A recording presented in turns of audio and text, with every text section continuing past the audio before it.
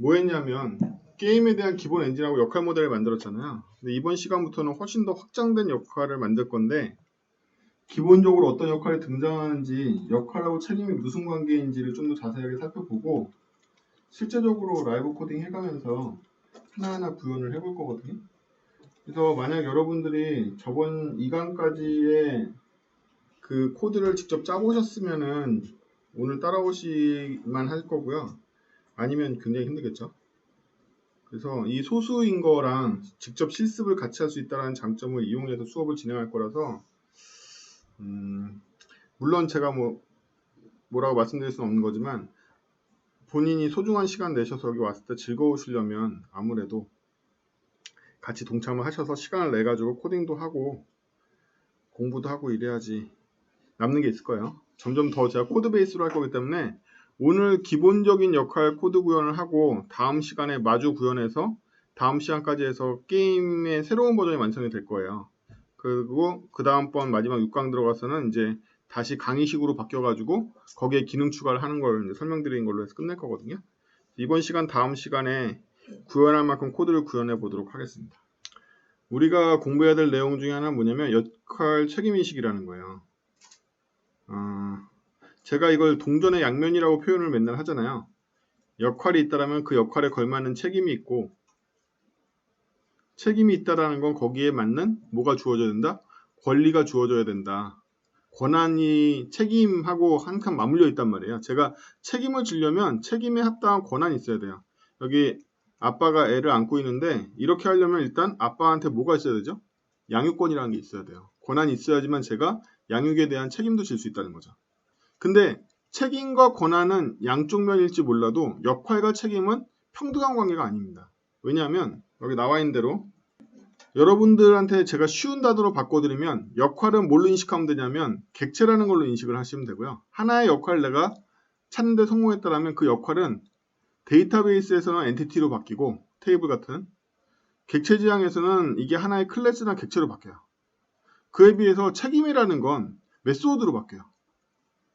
그 얘기를 한 건 뭐냐면 제가 하나의 역할을 수행하기 위해서 책임져야 할 게 여러 개 있다는 얘기인 거죠. 제가 만약에 저희 회사의 사장으로서의 역할을 수행하려면 제가 져야 되는 책임은 급여를 제때 줘야 되고 조직을 잘 관리해야 되고 재무 관리를 해야 되고 여러 가지 책임들의 합집합으로 되어 있는 거지 제가 역할 이퀄 하나의 책임이라는 건 아니라는 거예요. 그래서 하나의 역할을 정의하려면 마치 엔티티의 여러 개의 필드가 모여서 레코드들이 만들어지는 것처럼 단일한 책임 하나로 역할이 만들어진 게 아니라 책임 여러 개를 이용해서 하나의 역할이 정의가 됩니다. 그래서 역할이란 건 책임의 집합이다. 이렇게 볼 수 있는 거죠. 이걸 좀 여러분들이 이해하기 쉽게 말하자면 역할은 객체 후보고 책임은 메소드 후보구나 이렇게 생각하시면 돼요. 그러면 여기 나와 있지 않은 속성은 뭐죠? 속성이라는 건 책임의 표면인 메소드를 지탱하는 권한인 거죠. 맞아요. 권한이라는 이미 떠오르신 분들이 꽤 있네요. 권한인 거예요. 속성이라는 건 보통 권한입니다. 그래서 내가 이 객체가 어떤 속성을 들고 있다는 것 자체가 거기까지가 권한이에요. 그래서 우리는 어떤 객체가 쓸데없는 속성을 들고 있거나 알지 말아야 될 걸 알고 있으면 권한을 넘어섰다고 표현합니다. 쉽죠? 역할, 객체, 책임, 메소드, 권한, 속성. 이거 이전 시간에 제가 메소드가 뭔지 설명해 드렸잖아요. 함수와 메소드의 차이는 뭐다? 디스 컨텍스트를 사용하냐 안 하냐에 달려있다고 그랬죠. 만약 내가 짠 메소드에 디스가 안 나오면 걔는 메소드가 아니라 함수다. 유틸리티다. 그러면 거꾸로 디스를 사용한다는 게 무엇이냐? 나에게 주어진 권리를 이용해서 책임을 다한다는 것이죠. 제 권한, 권리, 권한 같은 것들을 이용하지 않고서 책임을 다하려는 건 유틸리티인 거예요. 그렇죠? 그래서 객체는 역할, 책임은 메소드, 권한은 속성이다. 꼭 그런 것만 아니지만 입문하신 여러분들한테 그 정도면 충분합니다. 그래서 여기 책임은 다른 역할과의 관계로 발생한다는 게 두 번째 주제예요. 지금 여러분들은 뭐 배웠냐면 역할, 책임, 권한에 대해서 배웠죠. 근데 여기서 책임은 메소드라고 그랬는데 이 메소드에 굉장히 중요한 내용이 있습니다. 그래서 이 두 번째 문단은 앞에 문단하고 관련 없는 내용이에요. 또 다르게 익혀야셔야 되는 내용입니다. 생각을 해보죠. 어떤 객체가 있는데 그 객체의 책임이라는 게 홀로 수행한다라고 생각을 해보죠. 대표적으로 홀로 생활할 수 있는 게 뭐가 있을까요? 사인 매스 같은 녀석인 거죠. 매스에 있는 사인 같은 녀석은 어떠한 애하고도 관련 맺지 않고 본인이 뭔가 추정물을 내놓고 있죠. 솔로 플레이를 한단 말이에요. 물론 걔한테도 책임이 없다라고 얘기할 수는 없습니다. 왜? 라디안 값에 대해서 바른 사인 결과물을 출력해야 될 책임이 물론 있죠. 하지만 애당초 매스 사인은 뭐가 아니다? 객체가 아니에요. 메소드가 아닙니다. 걔는 함수죠. 유틸리티 함수란 말이에요. 그래서 걔한테 책임이 없는 건 아니지만 유틸리티로서의 책임만 있어요. 역할을 수행하는 책임이 아니라 기능적인 책임이 있다는 거예요. 바르게 동작해야 된다. 스위치를 누르면 스위치가 제대로 작동해야 돼. 뭐 이런 식의 책임인 거죠. 근데 역할 모델 내에서의 책임은 다른 거예요. 아까 이 그림으로 돌아가 보면 아빠가 아들을 안고 있는데 저희 아들은 고등학생이라서 이렇게 아는 수 없지만 아빠가 아들을 안고 있는데 여기서 여러분들 뭘 깨달으셔야 되냐면 역할이 부여되어 있는 책임에서 중요한 부분은 뭐다? 다른 역할에 대한 책임이구나 라는 걸 깨달으셔야 돼요. 즉 애와 아빠가 있어야지 양육의 책임이 생긴단 말이에요. 아빠 혼자서는 양육의 책임이 생기지 않아. 그렇기 때문에 객체지향에서의 책임이라는 건 객체망을 구성하고 객체망은 뭐다? 역할의 등장인물들을 다 만든 다음에 얘네들끼리 책임을 지는 거예요. 서로. 이게 유틸리티의 기능적인 책임과 다른 점입니다. 그래서 객체지향에서의 책임은 뭐냐면 다른 역할에 대해서 내가 책임져야 될 것이라고 표현할 수 있어요. 아주 정확하게 책임을 표현하자면 책임이란 다른 역할과의 관계 내에서 다른 역할에 대해 책임을 지는 것. 내가 아들에 대해서 책임을 지는 것. 아들이 나한테 대해서 책임을 지는 것. 반드시 그 대상이 있습니다. 대상이 1대 다일 경우도 있고 여러 대상일 경우도 있어요. 하지만 대상이 없는 경우는 없다. 대상이 없는 경우는 없다. 우리가 단 하나의 겟터를 만들어도 그 겟터를 사용할 다른 애를 대상으로 만든 거고, 그렇죠? 우리가 어떤 인자를 안 받는 메소드를 만들어서도 그 메소드를 이용할 애를 위해서 만든 거예요. 그냥 만들어진 경우 없다는 거야. 그냥 만들면 어떻게 된다? 다 버그다. 왜? 쓸데없는 책임을 지고 있거나 야 네가 왜 지구를 구해? 회사에서 많이 일어나는 일이죠. 네가 왜 거기까지 만들어? 우리 회사 제품 거기까지 원래 커버 안 하는데. 취미생활인 거죠. 일한 게 아니에요. 그 어떤 객체가 자기 책임이나 권한을 벗어나는 메소드를 만드는 순간 이미 그게 홀이 돼서 보안 홀이 되거나 기능적인 문제를 일으켜요. 반드시 자기 책임과 권한을 벗어나는 일을 하면 안 되는 거죠. 근데 이때 책임이라는 건 뭐다? 반드시 내가 가르칠 수신자 혹은 나를 호출할 타겟, 콜러 이런 애들이 있어야지만 책임이 성립을 해요. 그럼 우리는 메소드를 구성할 때 무조건 뭐부터 생각해야 된다? 이 메소드는 누굴 향한 거지? 누가 쓸 거지? 를 먼저 보는 거예요. 그러니까 제가 코드 스피치 할 때 맨날 그러죠. 여러분들 수준에서는 일단 이거 어떻게 사용하는지부터 보고서 그 다음번에 내부 코드를 짜라고. 그 얘기인 거예요. 메소드의 존재 가치는 상대방이 그 메소드를 사용하는 데 있는 거지 내 스스로 그 메소드를 보유하는 데 있는 게 아니란 말이에요. 그래서 여기까지를 얼만큼 잘 이해하냐가 객체지향의 기본입니다.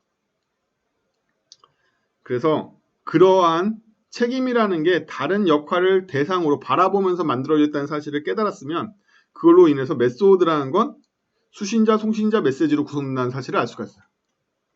수신자는 이 메소드를 호출한 사람이겠죠.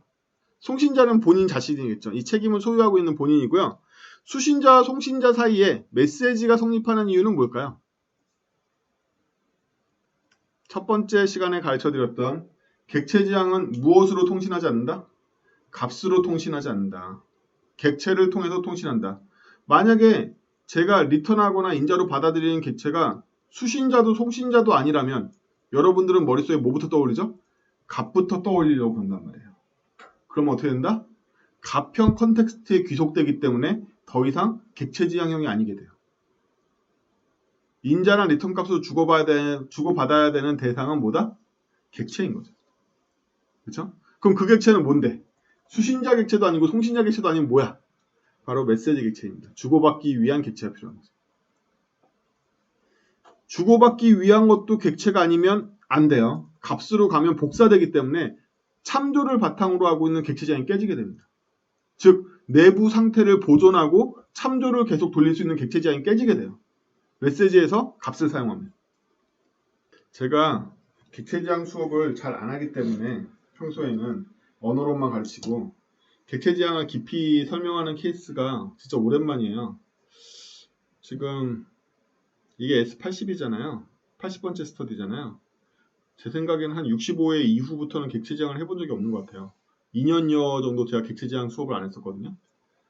객체지향이라고 생각하시면 여러분들이 굉장히 어렵게 생각하시는데 책들이 굉장히 장황하게 써놓은 거고요. 실제로는 즉시 적용 가능한 되게 쉬운 개념들이에요.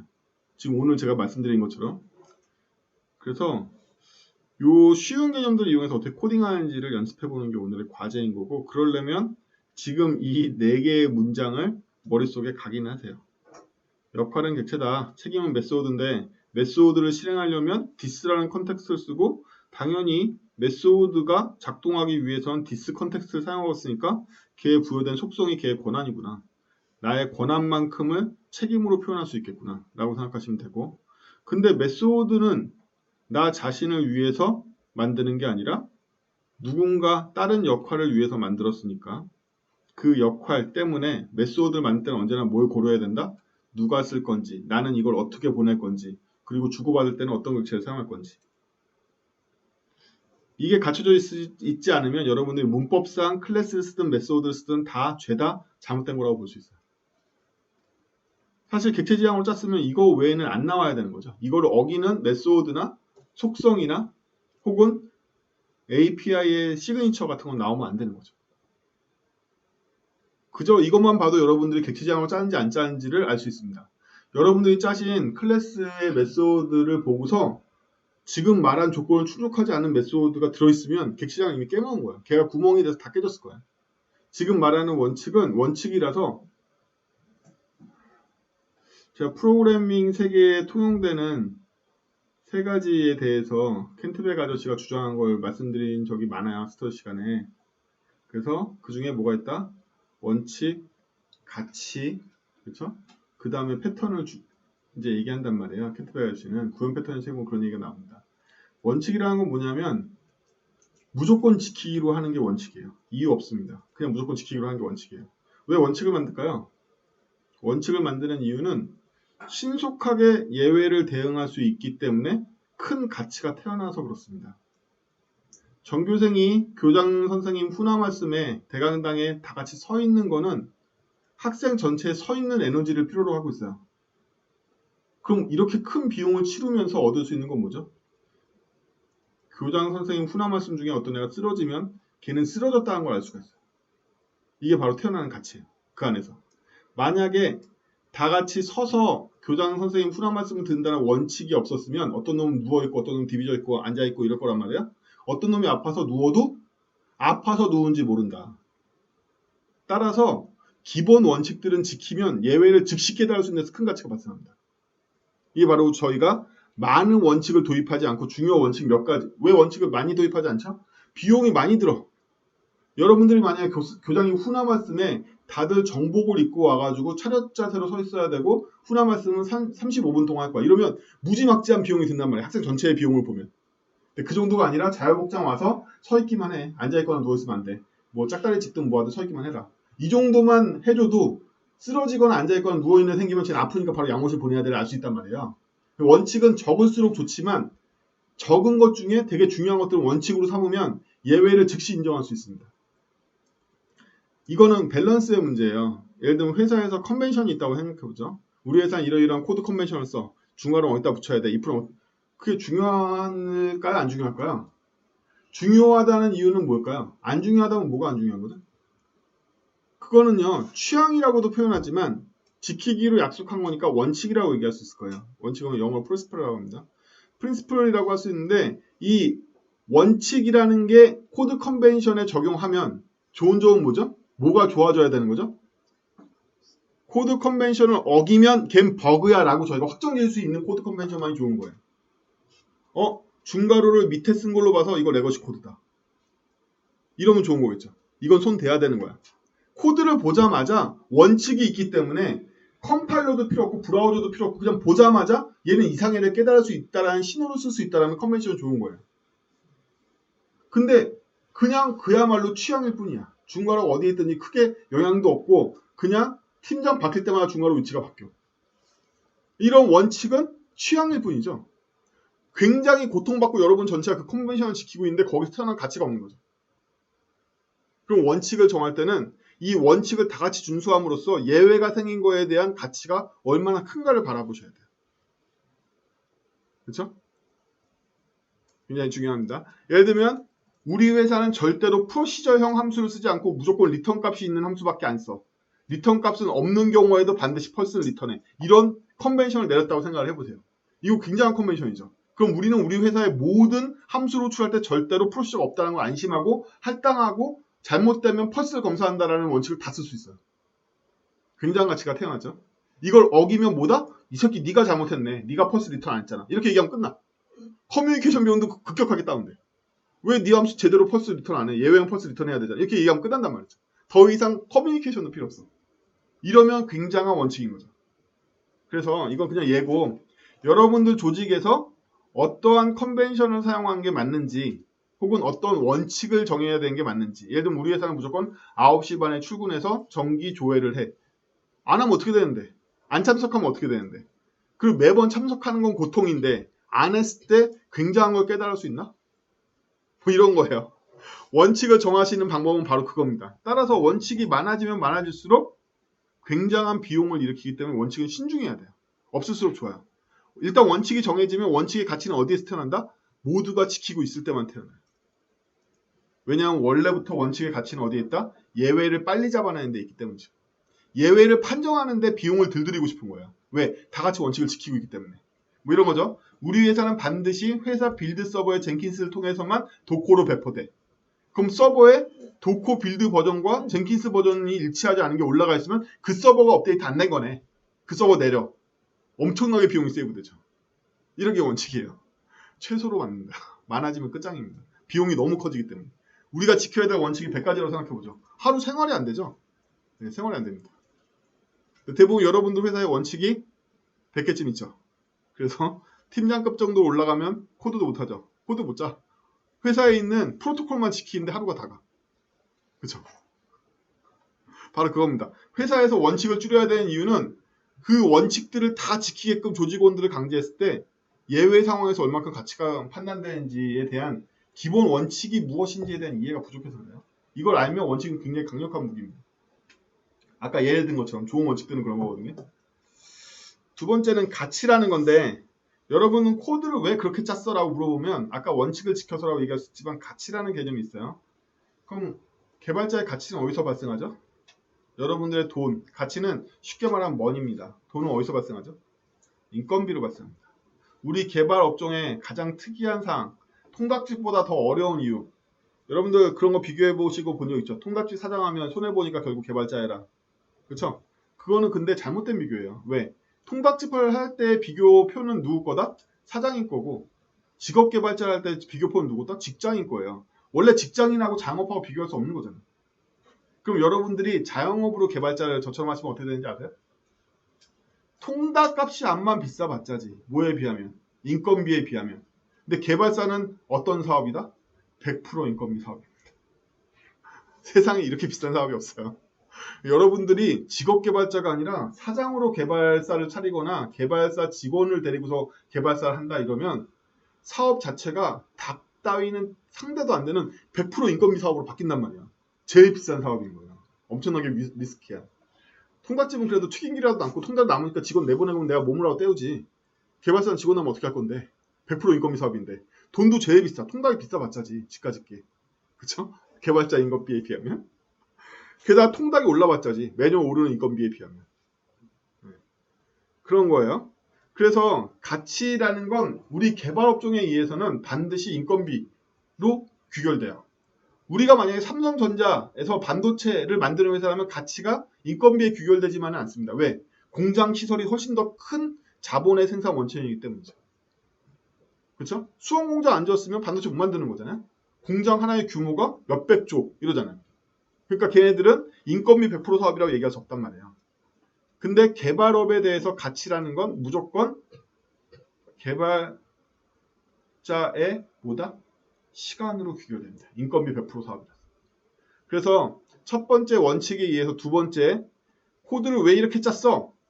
이게 돈이 돼서요는 이퀄 무슨 뜻이다? 이게 완성물을 만드는데 시간을 덜 쓰기 때문이에요 라고 이해하시면 돼요. 그래서 개발 코드에서 두 번째 중요한 점은 가치인데, 가치는 뭐다? 어떻게 개발하는데 시간을 덜 들일 수 있느냐를 설명할 수 있는 코드가 좋은 코드죠. 그러면 어떻게 하면 시간을 덜 들이는 코드를 짜게끔 개발이 바뀔까요? 어떻게 하면? 세 가지 방법 정도가 있죠. 긴 코드인데 반복했기 때문에 열나 빨리 짠다. 일단 열나 빨리 짠다라는 방법이 있습니다.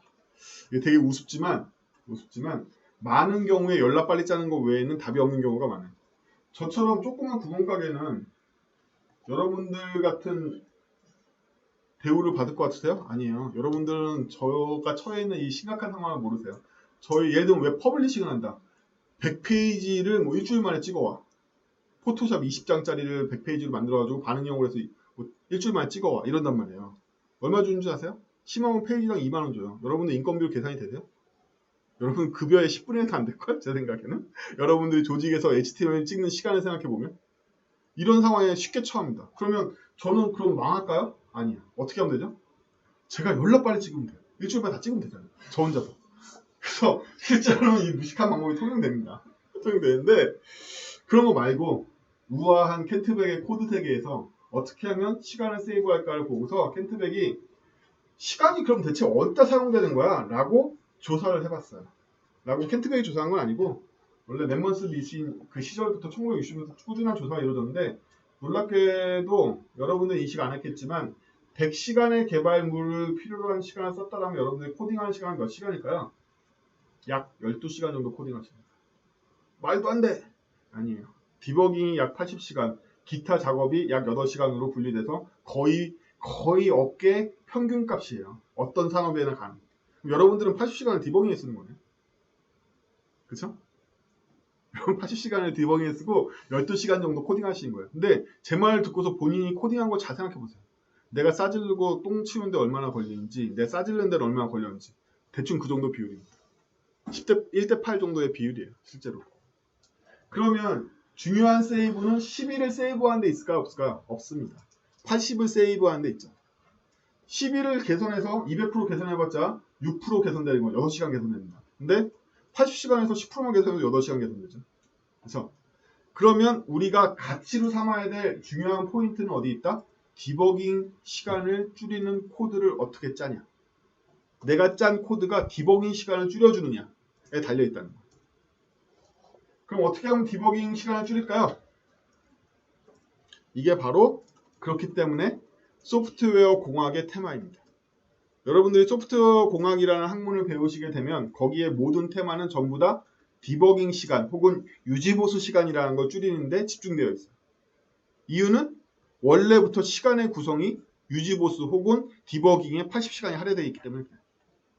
우리가 아키텍처를 비롯해서 프로그래밍 디자인, 패턴, 객체지향 프로그래밍 이론 등 여러가지 프로그램론들은 즉 소프트웨어 공학들은 싹 다 어떻게 하면 유지보수와 디버깅을 줄일까에 집중되어 있다고 생각하셔도 과언이 아니에요.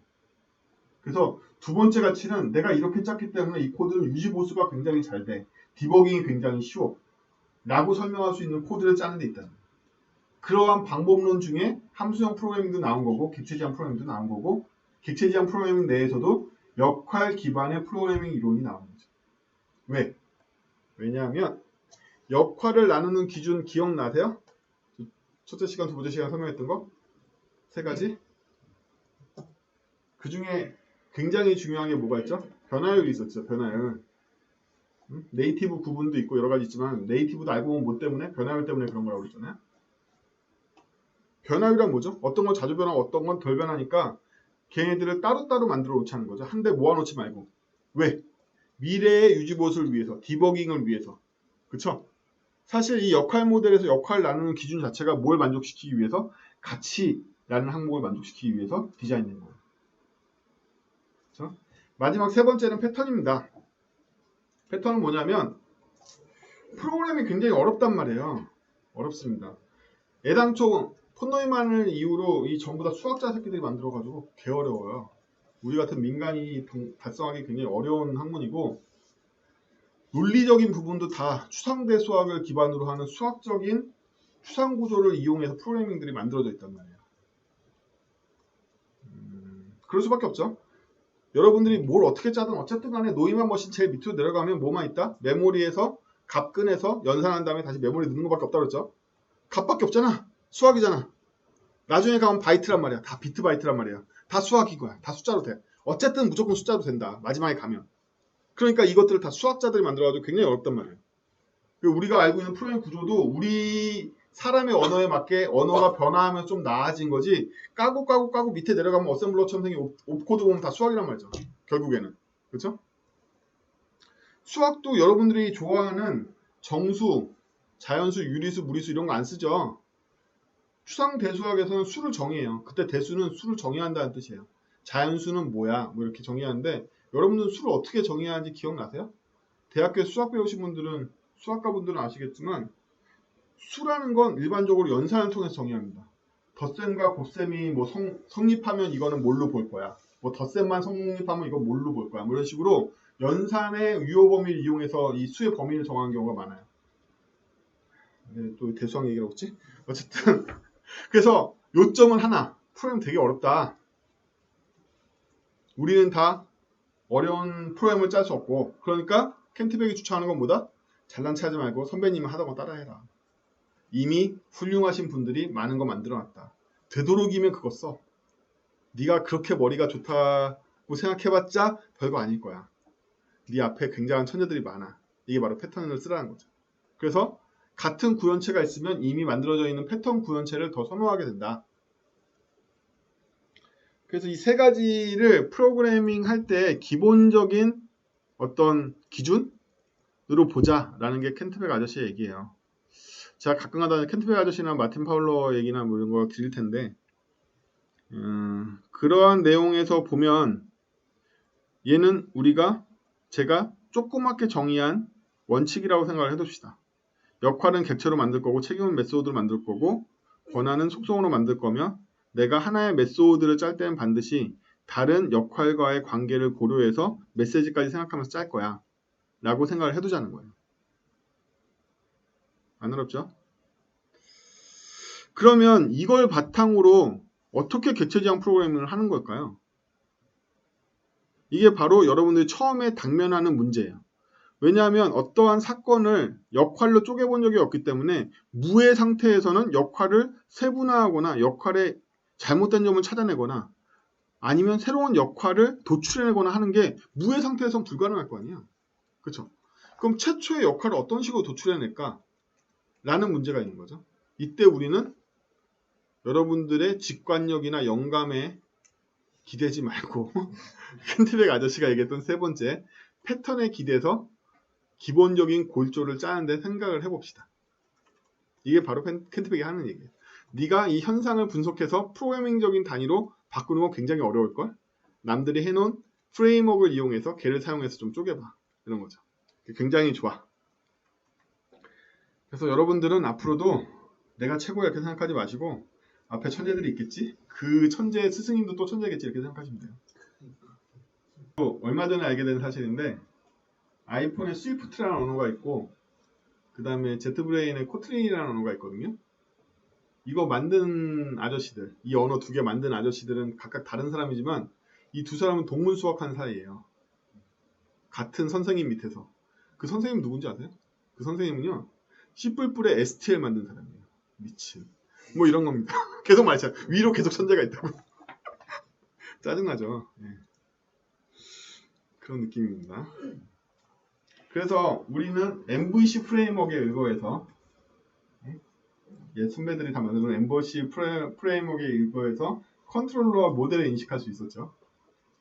제가 게임 앱을 보고 천재처럼 게임과 아이템을 도출하는 게 아니에요. MVC니까 뭔지 모르겠지만 이 새끼도 아마 컨트롤러와 모델과 뷰가 있겠지 이렇게 본단 말이에요.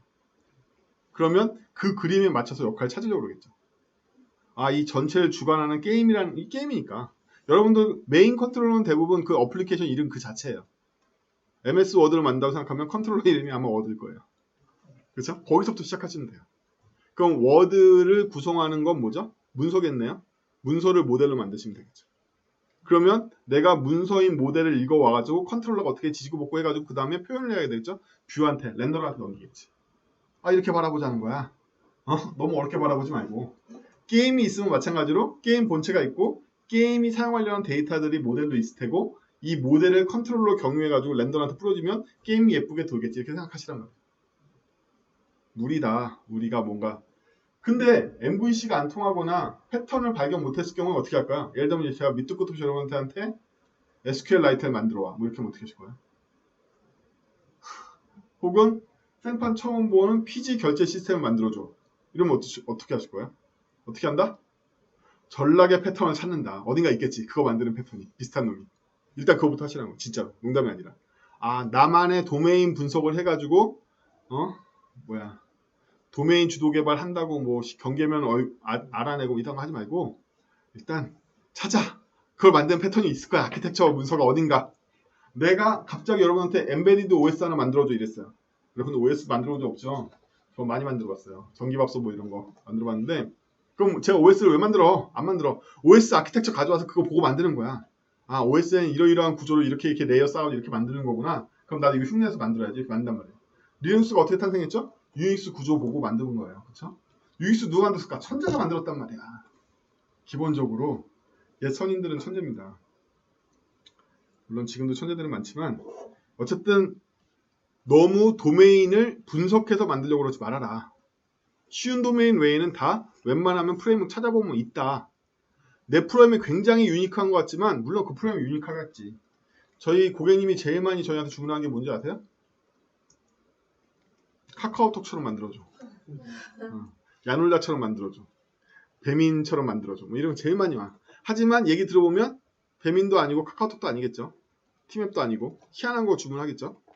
하지만 고객은 그 정도에서 요구한단 말이야. 그러면 거기에 대한 아키텍처가 어딨지? 찾아보면 다 있습니다.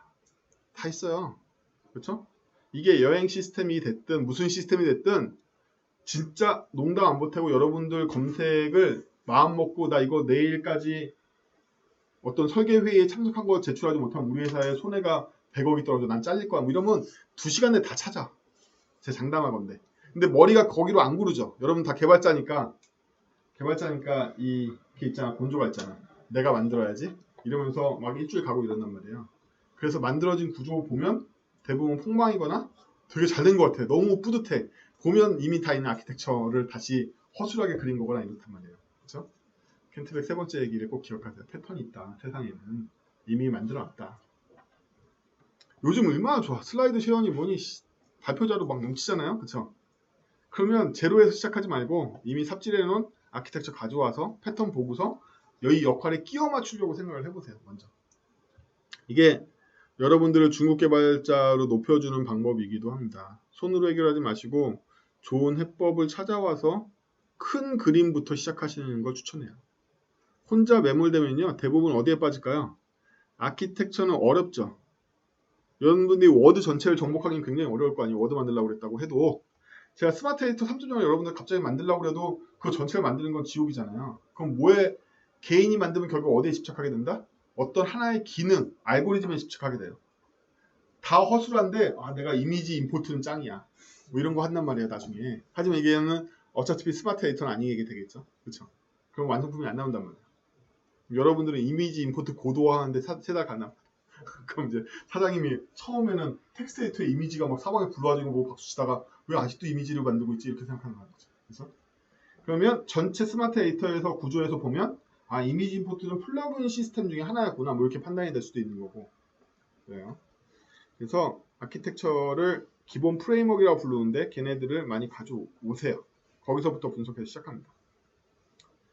그럼 우리는 사실은 2강까지 이미 제가 짠 객체 역할 모델에 의해서 여러분들 프로그래밍 하셨잖아요. 그래서 이미 인식이 돼 있는 상태라고 알고 진행을 할 건데 사실은 제가 2강까지 만들어낸 프레임워크도 제가 잘나서가 아니라 제가 게임인이기 때문이 아니라 게임 업계는 원래 그 프레임워크 안 써요. 여러분들한테 프렌들리 하려고 제가 MVC 프레임워크를 쓴 거고 게임 업계 입장에서는 디바이스의 마지막까지 짜내가지고 다 그래픽에 쓰고 싶잖아요. 그렇죠? 그렇기 때문에 훨씬 더 효율적인 프레임워크를 쓴단 말이에요. 여러분들이 한번 널널한 프레임워크 써도 돌기만 하면 되니까 그런데 여러분들이 진짜 프렌즈 팝을 만들면 거기에 라이온 뛰어다니고 이펙트 터지고 한 번에 파티클 200개씩 뿌리면서 다닌단 말이에요. 걔네들은. 어떻게든 줄여야 돼. 코드가 먹는 부하를. 여러분들이 왜 게임이라고 느낀다? 게임도 학습이죠. 공부해야지 할 수 있잖아요. 처음에 모르면 재미없잖아요. 근데 왜 공부는 재미없고 게임은 재밌지? 게임과 공부의 차이점에 대해서 아세요? 우리는 수많은 재미이론에 대한 이론서를 갖고 있습니다. 이미 재미에 대해서 많이 연구가 되어 있어요. 근데 연구의 결과상 게임이라는 건 학습이다라는 건 결론이에요. 게임은 학습이거든요. 근데 왜 게임은 재밌고 학습은 재미없을까요? 그게 바로 게임의 보상 요소를 강조하는 게 게이미피케이션이에요. 게이미피케이션은 게임의 보상 요소가 있어서 재밌다고 보는 거죠. 다 실패하죠. 그렇죠. 다 실패해요. 진짜 게임을 가름짓는 이유는 딱 하나예요. 전에 설명드렸는데 타격감이라고 하는 거예요. 내가 그 행동을 일으켰을 때 그거에 대한 피드백이 나의 말초신경을 자극하면 게임입니다. 그래서 제가 그런 얘기 했더니 저 보드게임 매니저 했었다고. 언제 했었냐면 제가 SK 컴퓨터 다닐 때 땅콩이라는 게임 포탈이 있었거든요. 망했지만 거기에 이제 보드게임 쪽 하는 제가 PM이었어요. 그러면 수많은 맞고 게임이 있는데 왜 한 게임 맞고 아니 어디지? 거기 어디지? 넷마물 말고 피망 어디였지? 피망이라고 있었단 말이에요. 피망 맞고 왜 걔네만 잘 되는 거야? 칠 때 붙는 느낌이 사운드하고 그래픽인데 걔네만 찰싹 붙는 느낌이 나. 왠지 거기만 잘 되는 거야. 그 느낌 때문에 게임은 다 똑같은데 이게 웃을만도 아닐 얘기가 마리오가 닌텐도가 어떻게 해서 마리오를 성공했는지 설명드렸죠. 8비트 게임기 시절에 다들 점프해서 찍고 내려오는 느낌이 그냥 그래픽이 움직이는 느낌인데 마리오만 타격이 느껴지는 거야.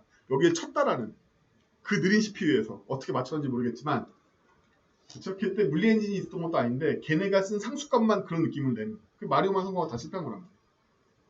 그래서 게임인지 아닌지는 타격감을 결정하기 때문에 타격감을 주려면 빠른 스피드로 화면이 전환되고 헤르츠가 잘 나와야 되고 사운드가 끊김없이 나와야지만 이게 재현이 돼요. 그러니까 다른 부하를 다 줄이기 위해서 MVC처럼 무거운 프레임워크를 사용하지 않아요.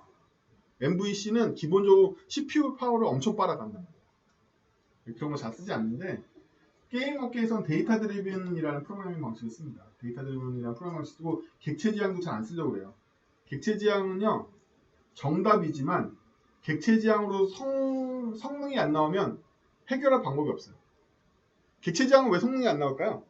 왜 안 나오냐면 제가 어떤 메소드로 호출하려고 그러면 그 메소드가 꼭 그 객체 게 아니죠.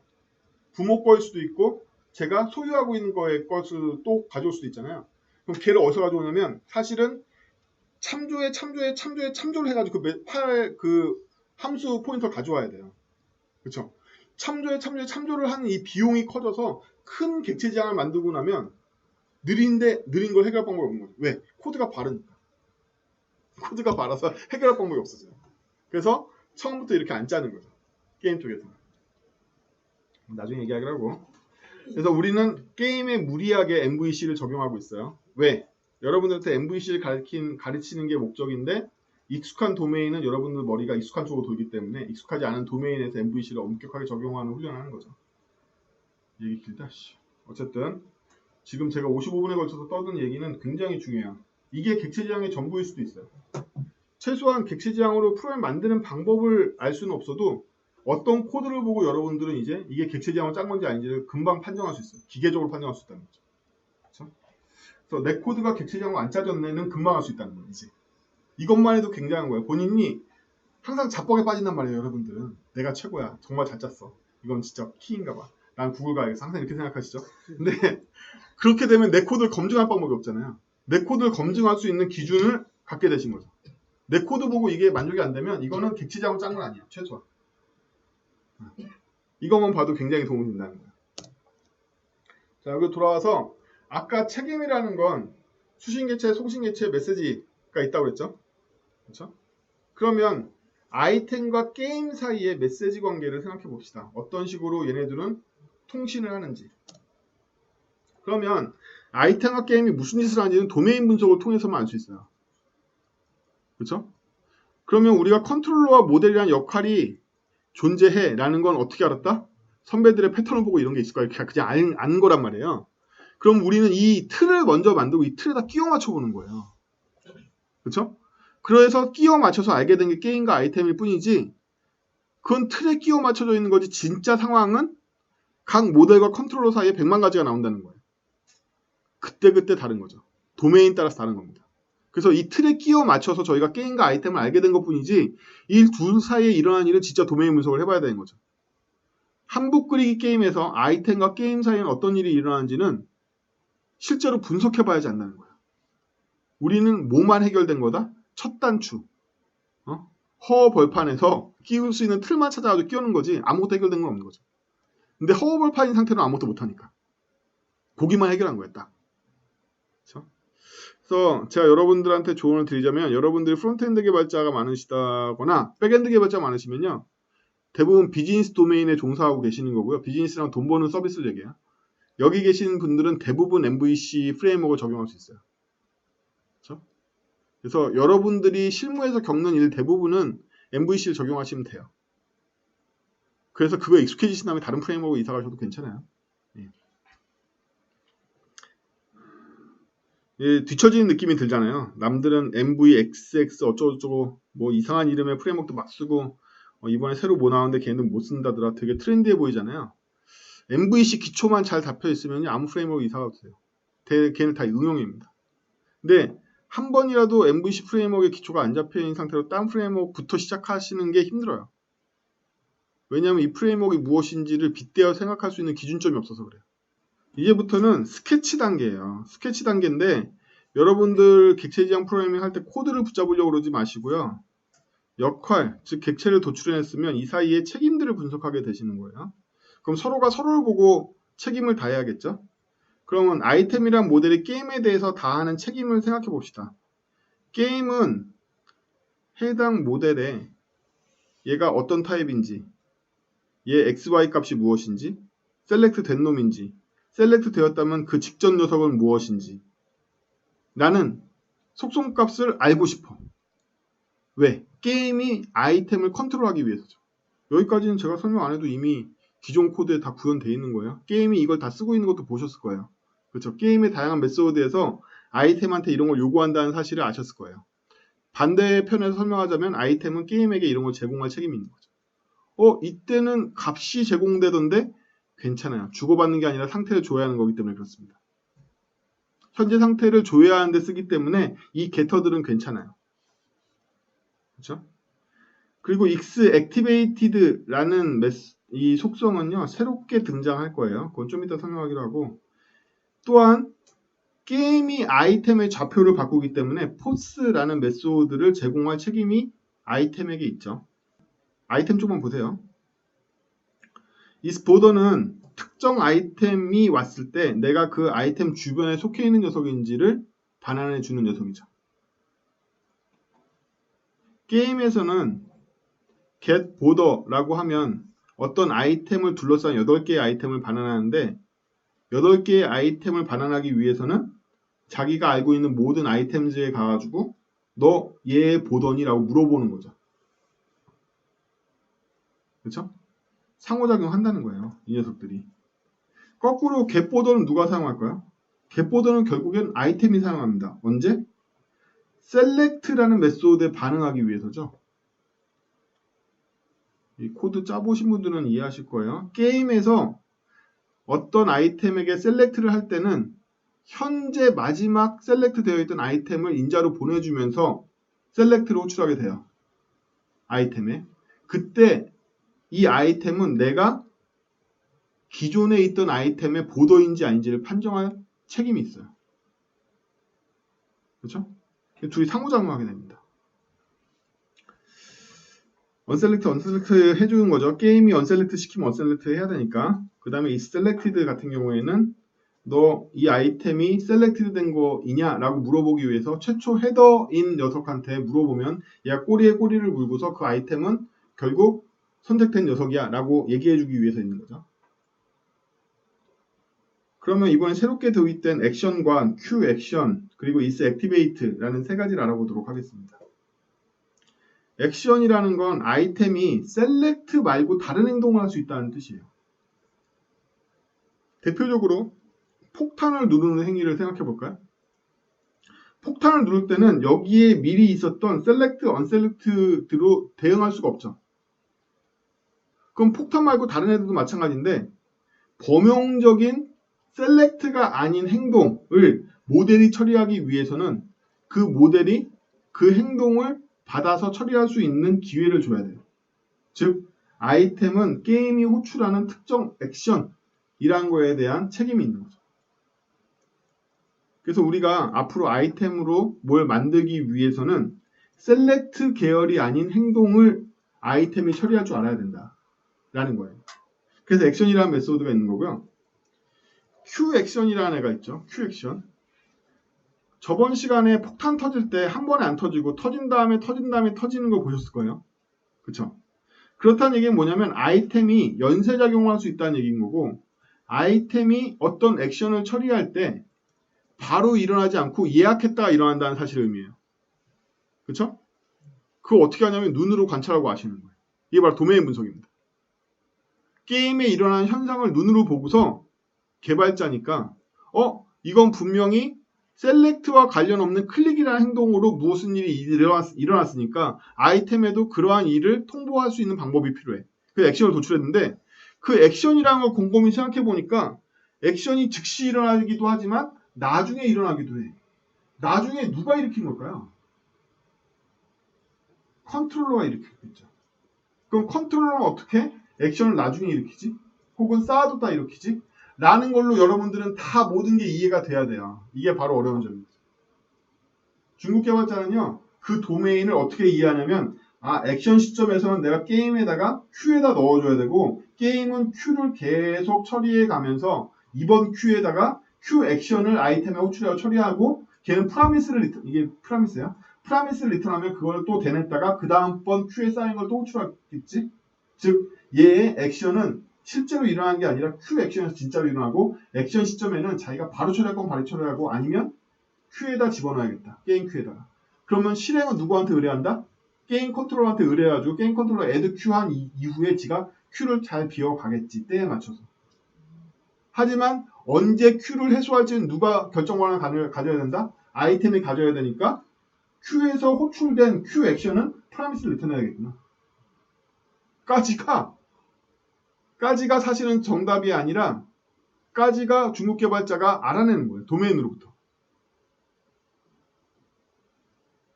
그래서 그 상황을 보고서 시간이 개입하고 지연이 개입하고 순서가 개입한다는 사실을 깨닫고서 이거를 풀면 이렇게 된단 말이에요. 어떻게 풀었죠?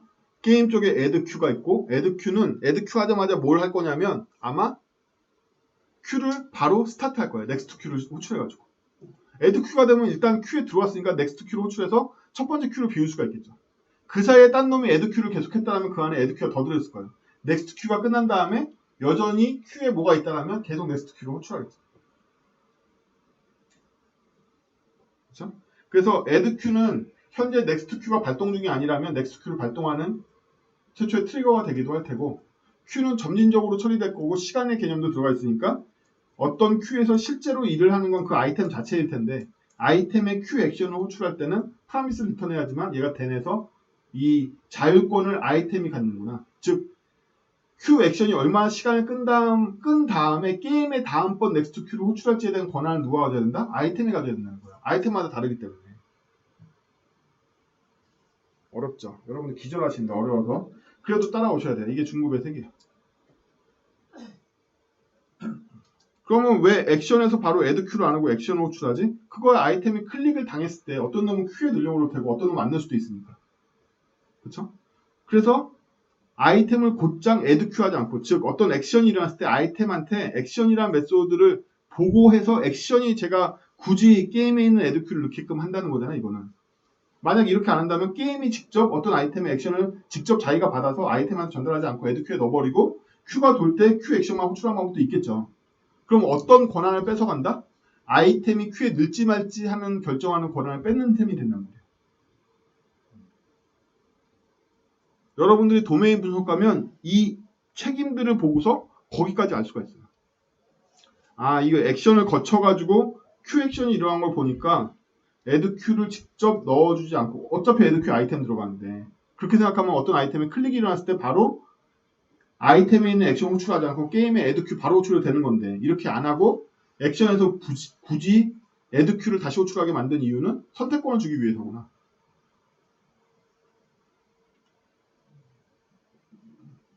그래서 이게 저랑 이미 익숙해진 도메인 가지고 하는 건데요.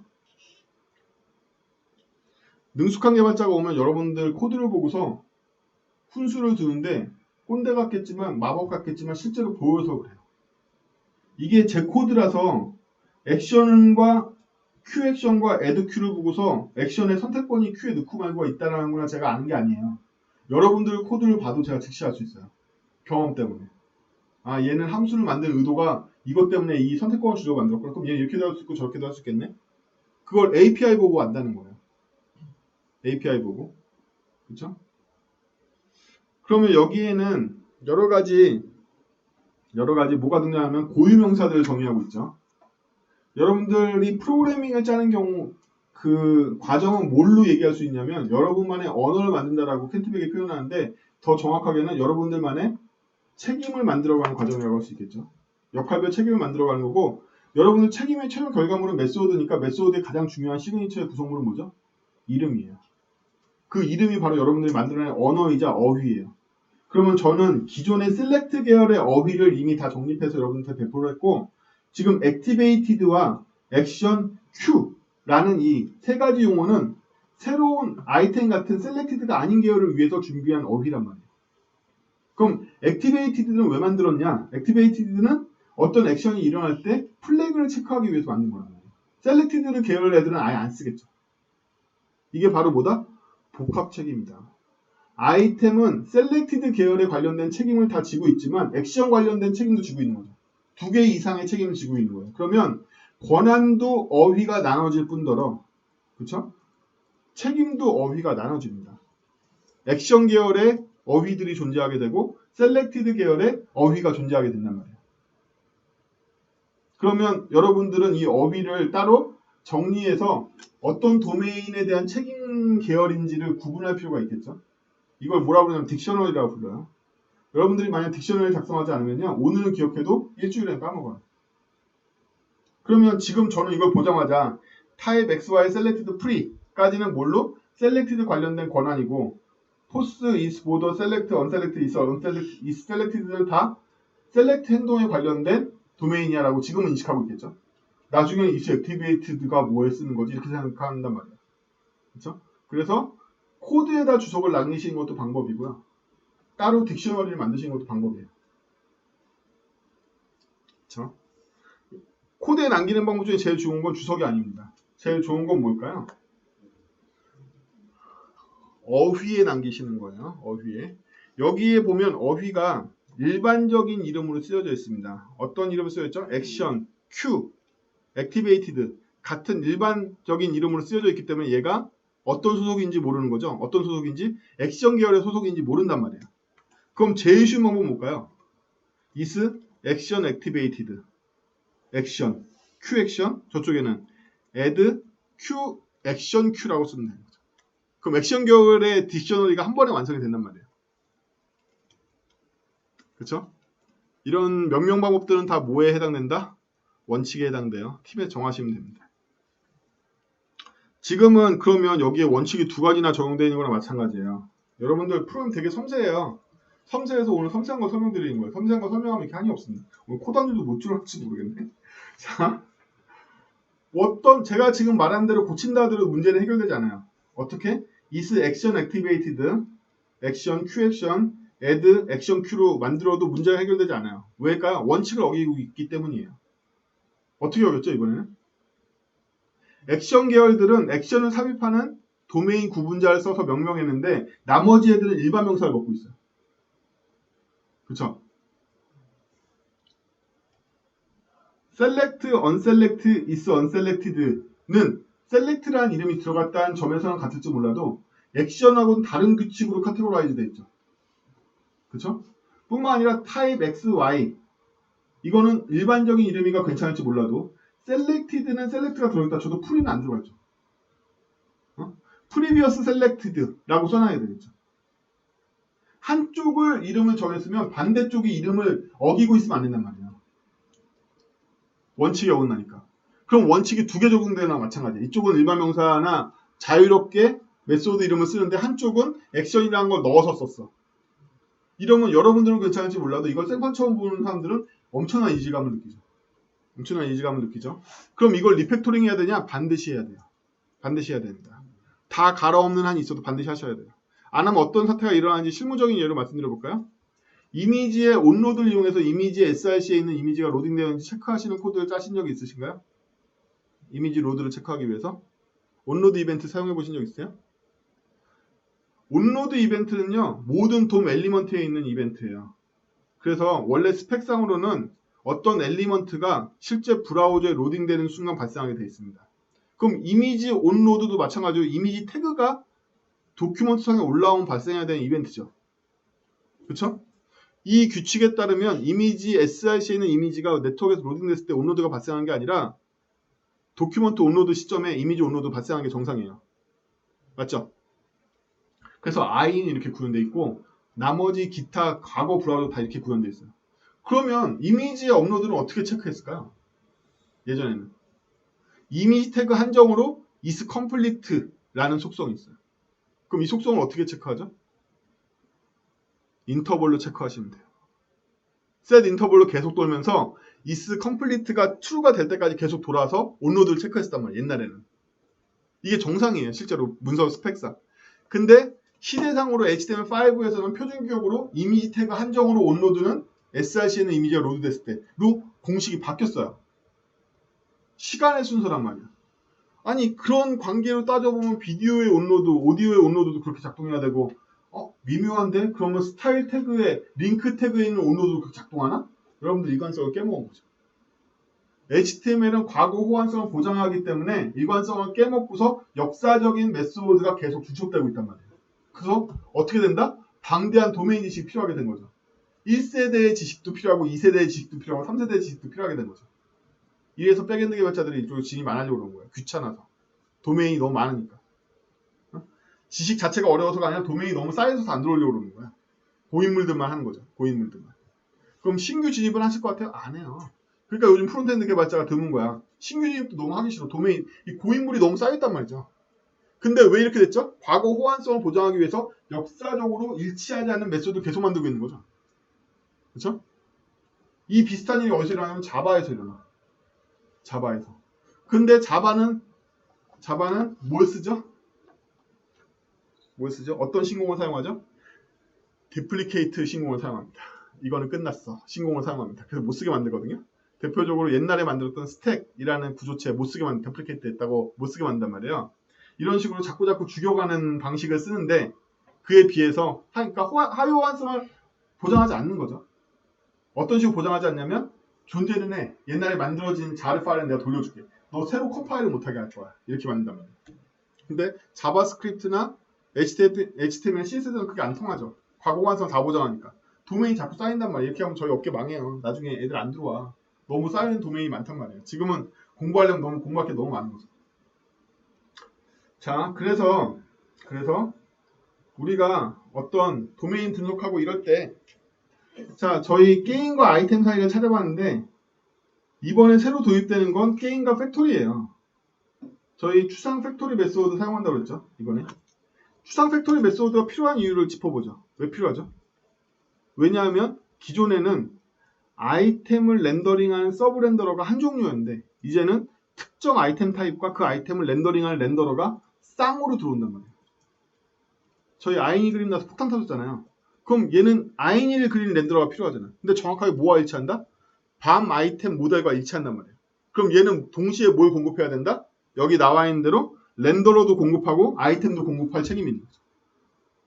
부속을 한꺼번에 공급해야 될 책임이 있는 거야. 얘만이 이 두 개를 쌍으로 공급할 수 있어. 일관성 있게. 그렇죠? 그래서 얘 구상 클래스는 뭐가 될 거다? 노멀 아이템 팩토리와 밤 아이템 팩토리라든지 이런 식이 되겠죠. 그래서 게임은 이 팩토리를 통해서 객체를 만들기 때문에 팩토리와 기민한 대화를 해야 돼요. 그래서 이번에는 팩토리 객체도 만들 거예요. 추상 객체로. 그래서 얘가 게임에 대해서 제공해야 될 메소드는 get item, 그러니까 set priority 같은 것들인데 여기에 이제 같이 나와 있죠. 렌더러는 원래 렌더러한테 제공해줘야 될 서비스인 거고 엑스트라는 이제 서브 렌더러한테 제공해줄 메소드인데 요거 세 개를 집중적으로 구현을 해보고요. 손이 빠른 대로 해보고 그 외에 렌더러가 게임 사이에 메시지를 통신하는 거 알고 계시죠? 렌더러와 서브 렌더러 존재하죠. 그래서 이 관계들을 보면서 여기에 등장한 애들의 어디 레이어? 추상 레이어를, 베이스 레이어를 만들 거예요. 요 그림들을 이해하시고 5분 정도 쉬고 와서 코딩으로 들어가죠. 자, 짜보자. 아이템이라는 녀석을 짭니다.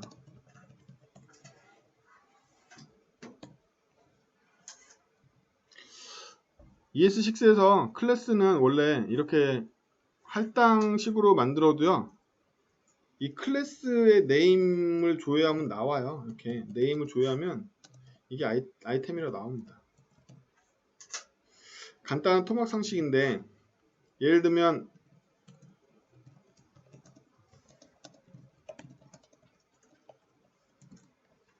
이렇게 해야지만 a.name이 a라고 나올 것 같지만 그렇죠?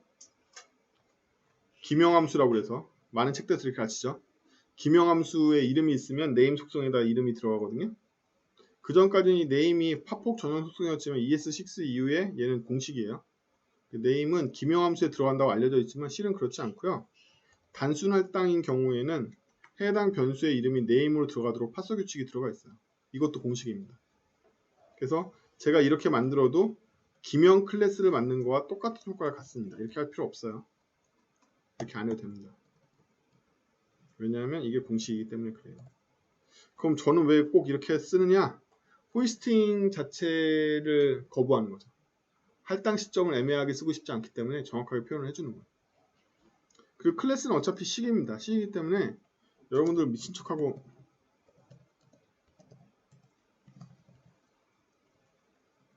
뭐 이렇게 쓸 수도 있어요.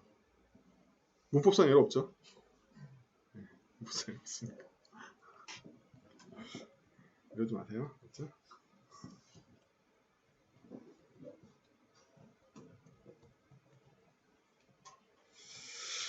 자, 아이템 클래스 아까 스펙을 보면요. 뭐 여러 가지가 있겠지만 겟 시리즈가 있었죠. 타입 줘야 되고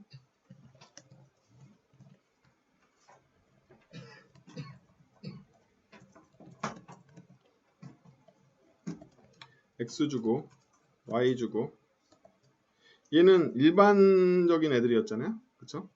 일반 속성. 그래서 이제부터 코드 짜실 때 공백을 사용하는 방법은 책임이나 도메인으로 분리하시는 게 좋아요. 권한이라든지. 그쵸? 근데 책임을 기준으로 분리할 때 고민이 약간 되는데 책임의 양면은 권한이기 때문에 속성과 웨스워드를 모아둘까? 아니면 속성끼리 모아서 도메인별로 분리하고 책임끼리 모아서 도메인별로 분리할까? 이런 고민들이 들죠. 어디에 의존하면 된다? 원칙에 의존하세요. 팀이 정하면 됩니다. 개인이나. 자, 두 번째 도메인은 뭐였죠? 셀렉티드 관련된 거였죠.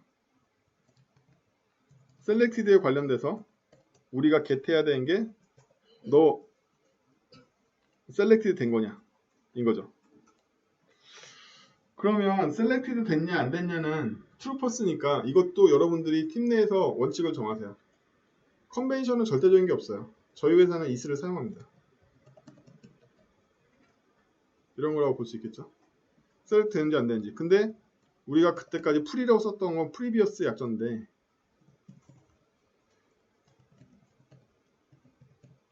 제일 길게 쓰면 이렇게 되겠죠.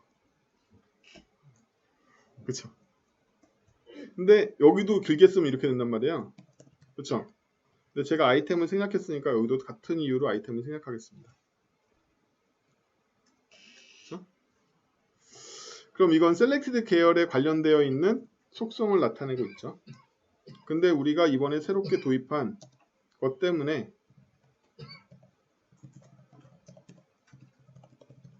라는 속성이 새로 생겼습니다. 그래서 얘네들을 분리해서 여러분들이 도메인을 잘 모르겠으면 써놓으시면 돼요.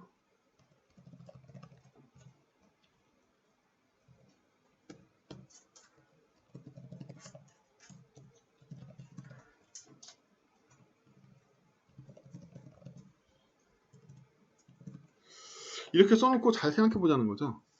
잘 생각해 보면 어떤 일을 알 수 있냐면 주석이 필요한 이유는 충분히 어휘에 반영되어 있지 않기 때문이라고도 볼 수 있어요. 여러분들이 어휘로 충분히 구분할 수 있는 원칙을 지키고 있다면 얘네들은 원래 필요 없습니다. 그죠? 엔터만 쳐주면 되는 거죠. 그렇죠? 내가 영역을 구분하기 위해서 엔터 외에 주석을 달아야 된다라고 생각하시면요. 이미 어휘의 잘못된 선택의 가능성이 굉장히 높거나 그 어휘의 일관성을 느낄 수 있는 원칙이 적용되고 있지 않다라고 생각하셔도 돼요. 그럼 주석은 언제 쓰는 건데? 여러분 프롬의 주석 언제 쓰는 걸까요? 어휘를 대신해서 주석이 달리면 잘못된 게 맞아요. 달아도 되는데 어휘가 잘못됐겠지 어쨌든. 어휘만 가지고 알 수 없으니까. 어휘에서 충분한 정보를 제공해야 되는데 어휘 가지고 모르니까 주석을 단 건 잘못된 거예요. 언제 주석을 달죠? 네. 컨텍스트에 달아요. 컨텍스트 뭐냐면 이 책임이 발동하려면 갖춰줘야 되는 조건이 뭐야? 이런 것들. 또 이 컨텍스트를 사용하는 환경이 어떻게 돼 있는데 언제 쓰는 거야? 뭐 이런 것들. 즉 시그니처나 어휘만으로 알 수 없는 것들은 주석을 쓰셔도 돼요. 그러니까 그냥 주석밖에 안 돼. 코드의 표현 한계인 거죠. 그래서 자바에서는 이런 환경적인 내용이나 주변 정황들을 표현하기 위해서 주석을 생략하고 뭘 붙인다? 뭐 붙여? 애노테이션을 붙이죠. 그게 바로 애노테이션의 의미예요. 근데 변질돼가지고 5만 군데 쓰이고 있죠. 어쨌든 애노테이션이 처음에 나왔던 이유는 왜 이걸 주석으로 표현하지? 환경도 나중에는 알게 돼야 되는 내용인데 혹은 이 정황도 알아야 되는 건데 이 컨텍스트를 나는 코드로 표현해야 되겠다. 이게 애노테이션이에요. 그럼 자바스크립트에서 비슷한 게 있긴 한데 주석 대신에 쓸 수 있는 게 아무 기능이 없어서 안 쓰죠. 예, 그렇습니다. 이렇게 저희가 외부에 개수로 표현되는 것들은 다 불변이라고 생각해야 되겠죠. 외부에는. 더 정확하게는 나는 가변 상태인데 외부에는 스냅샷을 주는 거라고 생각하시면 돼요. 그래서 스냅샷을 주는 애들은 다 값을 리턴해도 상관없습니다. 그렇죠? 걔네들은 상태를 바꾸거나 이럴 수는 없고 현재 내 객체의 상태를 조회해서 스냅샷을 얻을 수 있을 뿐이잖아요. 그러면 여기서 주의할 점이 얘가 스냅샷이라는 사실을 기억한다는 얘기는 외부에서 이걸로 얻어간 거에 대해서 절대로 캐시를 잡으면 안 된다는 얘기죠. 매번 조회해서 써야 되는 거지 캐시를 잡으면 절대로 안 된다는 사실을 까먹으면 안 돼요. 그래서 제 추천사항은 여러분들은 객체 지향 짤 때 캐시를 잡을 생각을 아예 하지 말아라. 컴퓨터 연락 빠르니까 걱정하지 말고 그냥 매번 호출해 써라. 프레시하게 상태를 얻어라. 캐시는 보다 내공이 쌓이면 해라. 이게 제 추천 상태예요. 대부분의 문제가 왜 생기냐면 썩어 있는 객체 상태를 캐시에 잡혀 있어서 나는 이걸 캐시 잡으면 불변이라고 생각했는데 그 사이에 객체 값이 변해서 알 수 없는 컨텍스트 에러를 일으키고 이러면 런타임 에러도 안 나고 컴퓨터도 안 깨지는데 결과값이 간혹 이상하죠. 못 잡아요. 그렇죠? 그러면 여러분들 수준에서는 일단 캐시를 안 잡는 게 상책인 거죠. 항상 프레시하게 가져왔어. 부하 생각하지 마. 이런 거예요. 뭐 대충 이렇죠. 대충 이렇고 그 외에 다른 기능적인 메소드들을 구현해 보도록 하죠. is border가 있었죠. is border는 내가 그 보더 소속이냐 어떤 아이템이 왔을 때 하는 거죠. 그 아이템을 주변을 감싸고 있는 사람 중에 하나냐 내가. 그래서 우리는 정방을 쓰고 있으니까 가운데 있으면 둘러싸고 있는 8개 중에 하나인 거냐 내가 를 나타내는 거죠. 그럼 내가 주변에 둘러싸고 있는 8개 중에 하나니까 제일 먼저 기술해야 될 코드는 나는 그 아이템은 아니겠죠. 그렇죠? 나는 그 아이템은 아닐 거야. 이거부터 시작하겠죠. 그 다음번에 조건을 기술해 가면 됩니다. 그렇죠? 그렇다는 얘기는 나와 걔의 x, y 차이가 동시에 2 이상 나지 않아야 된다라는 거죠. 주변에 있으니까. 그래서 less abs로 본인의 xy와 아이템의 xy를 처리하면 되죠. 그래서 이거를 자 제가 해체를 쓰는 원리를 설명해 드릴까요? 해체에 등장하는 코드가 다른 코드에 등장한다면 무조건 해체로 바꾸세요. 그러면 속성을 얻는 코드와 사용하는 코드를 분리할 수 있어요. 해볼까요? 여기다 제가 그냥 써볼게요.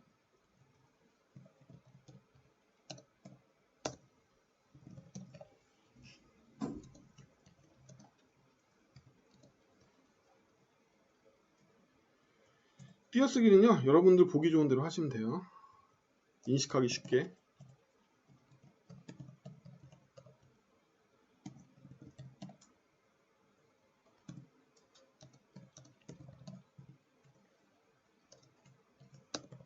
이거죠. 이게 보도의 조건이에요. 그러면 제가 뭘 얘기하고 싶은 거냐면 this.item.이라는 코드는 이미 이 안에 있죠. 이거 여러분들이 없앨 수 없는 코드잖아요. 이러면 여기에는 뭐가 코드가 혼재되어 있냐면 알고리즘과 속성을 얻어오는 코드가 혼재되어 있어요. 따라서 이걸 분리하자는 거예요. 그래서 ix와 iy를 얻을 건데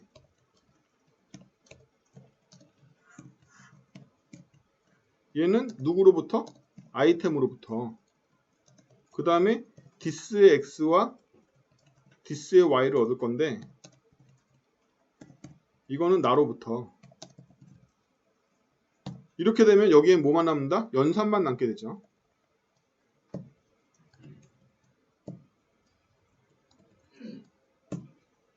그렇죠? 관리가 훨씬 더 쉬워졌다는 거예요. 속성을 얻어올 때 아이템의 속성이 바뀌어도 이렇게 바뀌어 있겠지. 어디에 영향을 주지 않는다? 연산에 영향을 주지 않는 거예요.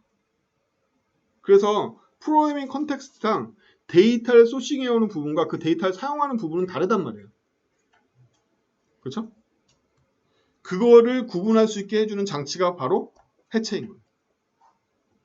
코드가 훨씬 좋아졌죠. 여기는 연산만 기술되어 있고 여기에는 데이터를 소싱하는 게 기술되어 있습니다. 코드는 계속 말씀드리지만 섬세합니다. 코드를 섬세하게 바라볼 수 있는 사람은 계속 섬세해지고요. 코드를 무식하게 짜는 사람은 계속 무식합니다. 그래서 한 줄에 들어오는 게 쉬워지는 거죠. 저는 심지어 띄어쓰기도요. 보기 좋으면 그냥 해요. 이렇게. 가독상 이게 더 유리하다고 생각하면 원래는 다 띄어쓰기 하지만 안 쓸 때도 많아요. 어려운 거 없어. 그냥 ix, tax 뺀 거가 2보다 작으면 되고 그냥 이렇게 읽는 게 더 편하다고 생각하면 그냥 이렇게 쓸 때도 많아요. 그래서 여러분들 회사의 원칙이 무분별한 원칙인지 무엇을 향한 원칙인지를 생각해 보실 필요가 있어요. 종교처럼 취향처럼 사수가 그걸 원해서가 아니기를 제가 빕니다. 어쨌든 가치가 태어나야 돼요. 태어나야 돼요. 저는 띄어쓰기를 굳이 한다면 이게 낫다고 보는 거예요. 이게 가독이 더 낫다고 보는 거야. 이 세 가지 조건을 만족해라가 심지어. 그렇다고 너무 제멋대로는 건 안 되지만 사내에서 원칙에 너무 얽매이지 마시라고 예를 보여드린 거예요. 보더 구현했죠. 근데 이 보더는 사실 중립적인 기능이잖아요. 그쵸? 감싸고 있는 걸 찾는 거는 누구라도 쓸 수 있는 기능이란 말이에요. 중립적인 기능이죠. 여기서부터 고민이 됩니다. 이스 보더는 이 밑으로 가야 돼 말아야 돼. 카테고리를 보건데 이 밑으로 가야 돼 말아야 돼 이런 고민이 들죠. 안 그럼 여기를 또 세 개로 분리해야 되니까 일단 세 개로 분리한 쪽으로 가볼게요. 근데 일반 기능이 또 있죠. 포스. 그럼 이것도 제가 포스라고 적었는데 아예 셋포스라고 적을게요. 세터 게터에 getset을 쓰는 원칙을 사용하도록 합시다. 그러면 x, y로 갈 수 있겠죠. 받아온 x, y 값을 본인에게 반영하면 됩니다.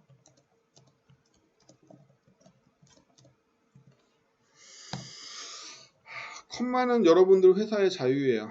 컴마 안 쓰는 회사도 있고 쓰는 회사도 있고 저는 한 줄로 쓰는 경우에는 의미가 있어요. 저한테는. 여러분들이 언어에 익숙해지시면 뉘앙스라는 걸 표현할 수 있게 되는데요. 제 코드에서는 이게 한 줄의 연산이잖아요. 컴마는 연산자예요. 연결 연산자라는 건데 이게 하나의 식이란 말이에요. 제가 무슨 뉘앙스를 표현하려고 컴마를 썼을까요? 이 연산이 트랜잭션이라는 걸 표현하려고 쓴 거예요. 한 번에 이루어져야 되는 일이야. 를 가르쳐 주려고 쓴 거란 말이에요. 그래서 언어를 무식하게 쓰지 마시고 한국어 무식하게 안 쓰시잖아요. 기분 따라 미묘한 표현 다 하시게 쓰시죠. 그쵸? 언어도 얘도 언어기 때문에 섬세하게 표현하려고 그러면 다 표현할 수 있어요. 뉘앙스 자체를, 의도를. 그리고 그렇게 표현해 보셔야지만 고수가 뉘앙스를 표현한 코드를 읽을 수가 있어요. 이 까막 누나한테는 다 똑같아 보여. 얘 무슨 미친 짓을 했나? 얘는 뭘 하려고 그러 자랑하고 있나? 아니라는 거야. 누런 건 누렇고 노란 건 노랗겠지. 그래서 누렇다고 쓴 건데. 무식한 사람한테는 안 되니까 이 새끼 그냥 노랗다고 쓰면 되는데 왜 누렇게 써놨지? 이렇게 보인단 말이야. 그 딱 외국인들이 아니 놀이끼리 한 게 뭐야 이렇게 물어보면 똑같은 거지. 자, 그래서 일반 기능도 두 개나 있는데 여기를 도메인을 분리할 거냐 이렇게. 그렇죠? 여기를 도메인을 분리할 거냐. 고민되네요. 그렇죠?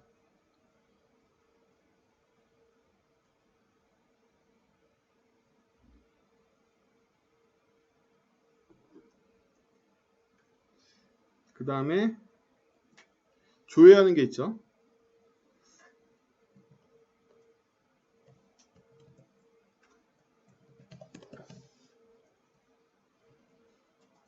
이것도 고민이 돼요. 자, 이 경우에는 위에는 이 selected는 본인이 셀렉트 되었는지 안 되는지를 나타낸다면 어떤 아이템이 셀렉트 리스트에 있는지 알아보기 위해서 본인을 포함한 연결 리스트에 이해를 보내려고 이게 온 거잖아요. 그렇죠? 이 경우에 이름이 너무 비슷하단 말이야. 저희 과연 구분이 될까? 심지어 쟤도 아이템을 생략한 거잖아요. 그럼 얘는 뭐라고 표현해야 될까요?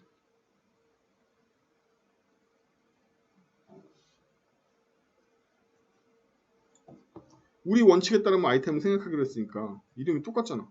이 시그니처로 저랑 구분이 된단 말이야? 물론 외부에 표현할 때 얘는 속성처럼 보이고 얘는 메소드처럼 보이니까 약간 구분은 되긴 하겠죠. 이거 어떻게 해야 될까요? 의미를 더 생각해 볼까요? 얘는 셀렉티드 목록에 포함되어 있는지를 알고 싶은 거죠. 따라서 이게 생략된 겁니다. 그렇죠? 셀렉티드 리스트 안에 컨테인스 되는지를 알고 싶은 거예요.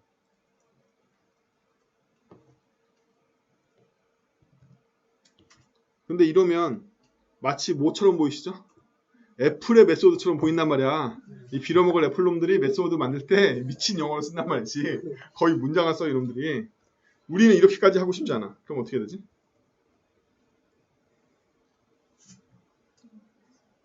어떻게 해야 돼요? 원래 이런 퀴즈 푸는 게 재밌죠.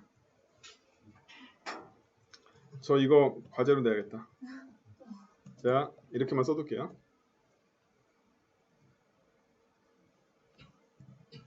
이렇게만 써둘 테니까 이거 대화방도 좋고 그룹도 좋고 이거에 대한 좋은 아이디어를 공부해 볼게요. 같이 풀어요. 사실 저희 회사에 쓰는 이런 애매한 저희는 회사잖아요. 저희 개발사 16년 차예요. 개발 미친 듯이 많이 했어요. 5만 가지 언어로. 저희는 이런 모든 사소한 거에 다 원칙이 있어요. 회사에. 저희 회사는 데이터베이스의 모든 필드의 이름에 대한 규칙도 있고 테이블 이름 규칙 다 있어. 함수 이름 규칙, 변수 이름 규칙 다 있어. 여기 있는 코드는 저희 회사 이름 규칙을 따르고 있는 게 아니에요. 저희는 코드를 보자마자 그냥 잘못 짠 걸 판정해. 회사 규칙을 어기고 있기 때문에. 그냥 그런 정도로 많은 게 룰이 돼 있어요. 오래됐으니까 회사가. 근데 여러분들하고 이런 새로운 프레시한 이름에 대해서 토론해보는 거는 우리끼리의 원칙을 만들어가는 좋은 방법이겠죠. 여러분들이 여기서 한번 원칙을 만들어서 가치를 태어나게 하는데 예를 들면 여기 저희 이런 상황에 쓸 수 있는 이름 규칙이 있다고 생각하면 이거 고민 안 하겠죠. 시간이 줄죠. 가치가 올라가는 거예요. 원칙이 여러분들 사용하게 되는데 원칙을 만드는 건 나쁘지 않습니다. 그러면 얘는 이 아이템이 false인지 true인지 뭐 봐야 되겠지만 그렇죠? 이미 본인이 클리어한 상황이잖아요. 그렇죠? 그래서 리스트 안에 들어있는지 안 들어있는지 커버하는 상황이었단 말이에요. 그래서 얘는 내부에서 사용하기 때문에 이것도 여러분들이 생각해 보실 이름이에요. 자기 내부의 속성과 외부의 속성의 이름을 일치시킬 것이냐 아니냐. 저희 회사는 자바스크립트는 일괄로 다 언더 붙입니다. 그래서 외부 이름과 일치시켜줘요. 일반적으로. 이렇게. 그래서 만약에 이전 녀석이 없으면 즉시 아웃이겠죠? 리스트를 볼 것도 없으니까. 그렇죠? 제가 어떤 아이템을 선택하면 무조건 리스트에 프리비어스가 들어오게 돼 있어요. 그래서 이거는 이렇게 해서 처리가 되고, 또 다른 경우에는 어떤 게 있을까요?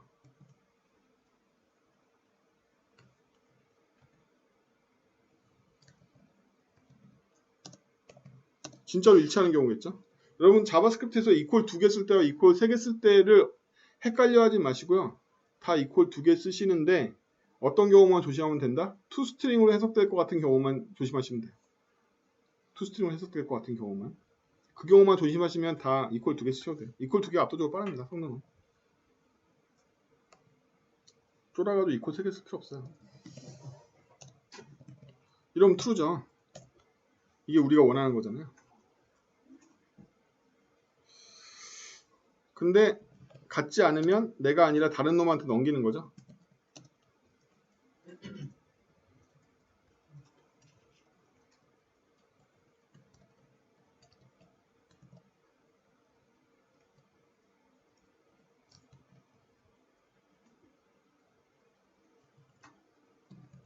이렇게. 자, 그러면 여러분들한테 제가 제어문을 섬세하게 안 가르쳤으니까 섬세한 제어문을 생각해보자. 이건 언뜻 보면 동작하는 코드인 건 맞고 에러가 없는 것 같지만 실은 여러 가지 에러를 포함하고 있어요. 일단 첫 번째 케이스를 볼까요? Previous Selected가 널인 경우를 지금 바라보고 있는 거잖아요. 첫 번째 구문이.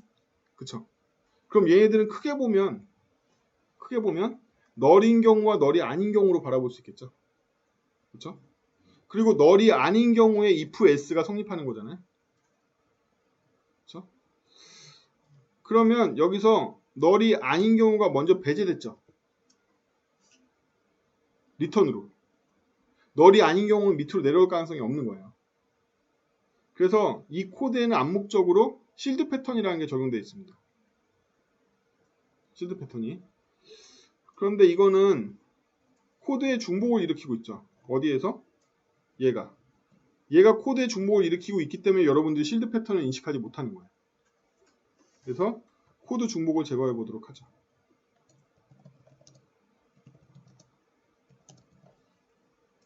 여러분들 이걸 만나면 항상 반대로 쓰라고 그랬죠. 반대로. 그렇죠?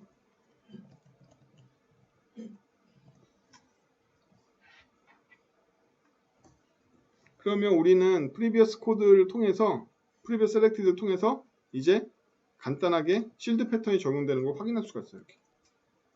그래서 이 밑으로는 다 previous가 있겠구나. 밸리데이션을 거친 거죠. 그럼 이 밑에는 안전한 세계예요. previous가 안전한 세계. 그래서 this의 under previous select와는 다른 녀석이에요. 얘는 절대 널이 아닌 녀석인 거죠. 이게 언어에서 지원되면 얼마나 좋아. 언어가 지원 안 하니까 이걸 하는 건데 여러분들은 이 과정을 빼먹으면 그 유명한 널 포인트 참조 에러가 나는 거예요. 그래서 이거 습관적으로 길을 들이셔야 돼요. 객체 지향에서는 상태가 널일 가능성이 있고 처음부터 널 가능성을 갖고 있는 애들은 언제나 밸리데이션 후에 쓰시는 습관을 기르세요. 이 코드가 뭘 의미하냐면 previous selected라는 건 널일 수도 있다라는 의미를 처음부터 포함하고 있어요. 다른 언어에서는요, 널일 수 있는 변수와 아닌 것들을 구분해주는 장치를 언어에 아예 내장하고 있어요. 자바스크립트는 그런 게 없잖아요. 그래서 널이 될 수도 있는 변수는 항상 이렇게 널을 패치한 다음에 패치된 새로운 변수를 사용한다는 패턴을 아예 항상 적용해요. 이것만이 여러분들 코드에서 널 포인트 참조 에러를 방지할 수 있는 유일한 방법이에요.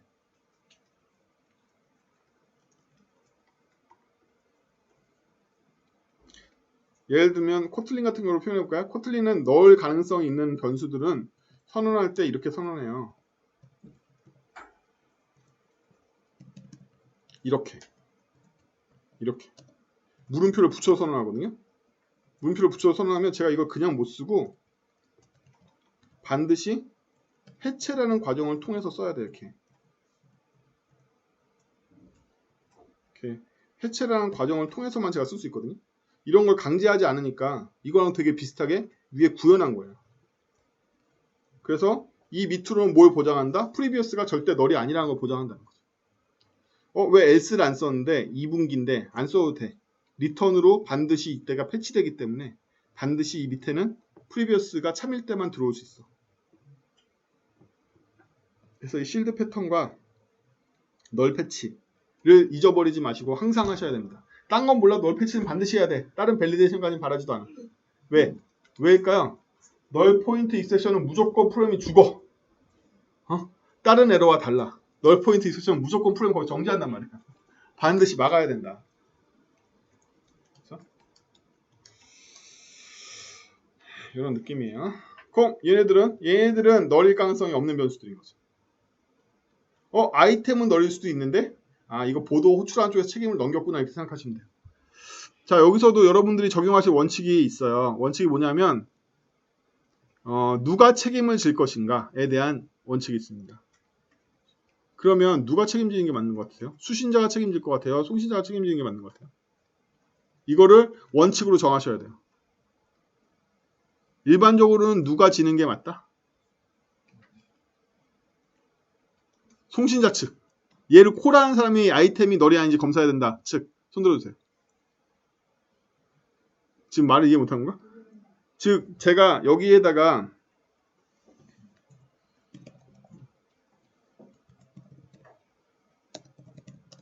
이거를 걸어야 되는 거야? 아니면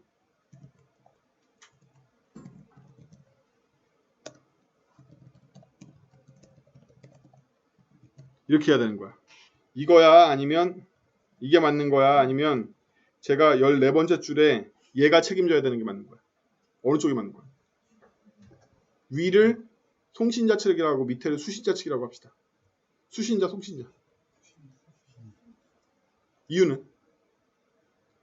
만약에 14번째 줄 코드가 맞다라면 이유가 뭘까? 무엇을 받을지 모르니까 일단 틀렸어.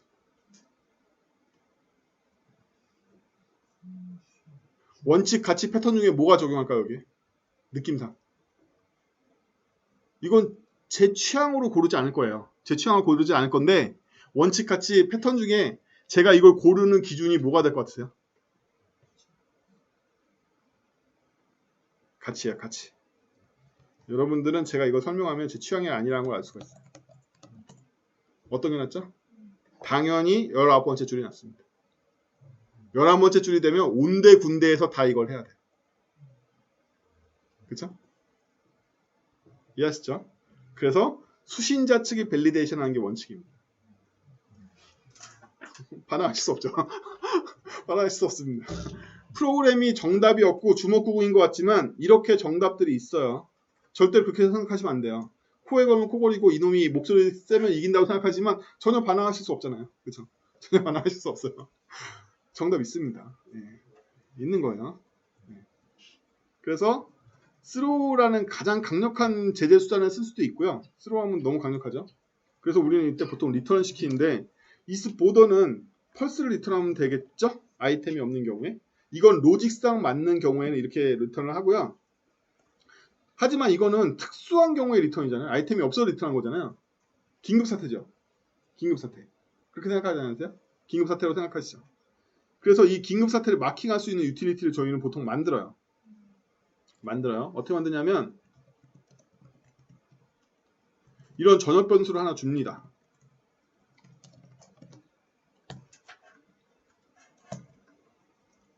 그리고 이거에 의존하는 함수를 하나 짜요. 에러라는 함수를 하나 짭니다. 그래서 얘는 디버그 모드일 때는 여기에 메시지가 들어올 텐데, 그렇죠?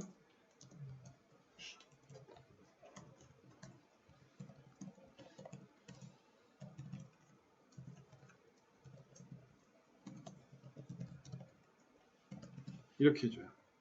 근데 아닌 경우에는 스로우 때립니다. 메시지 객체로. 그럼 우리는 나중에 뭐만 바꾸면 된다? 디버그 모드만 바꾸고 릴리즈 해주면 되는 거죠. 응? 이러면 디버그 이 에러 함수 사용된 것들은 다 죽어버릴 거 아니에요. 스로우로. 개발하는 동안에 어떻게 한다? 이렇게 해놓고 쓰는 거죠. 그렇죠? 개발하는 동안에는. 그러면 얘가 리턴 펄스를 하기 때문에 여기 스로우 대신에 항상 뭘 해준다? 이제 우아하게 됐죠.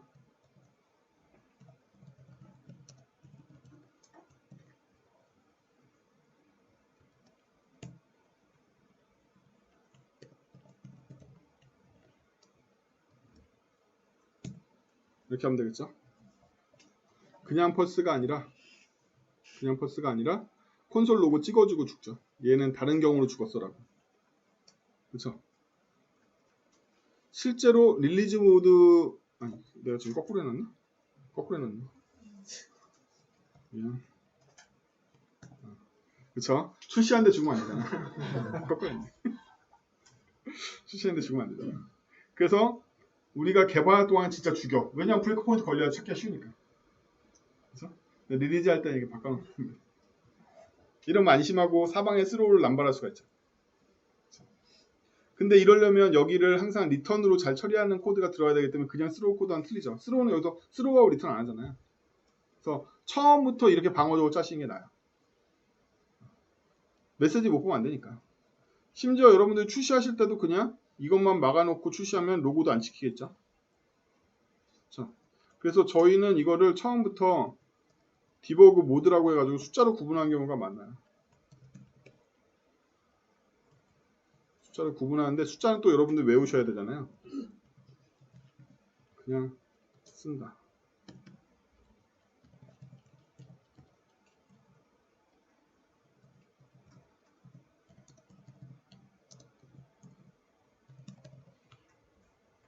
그러면 얘는 로고 모드일 테고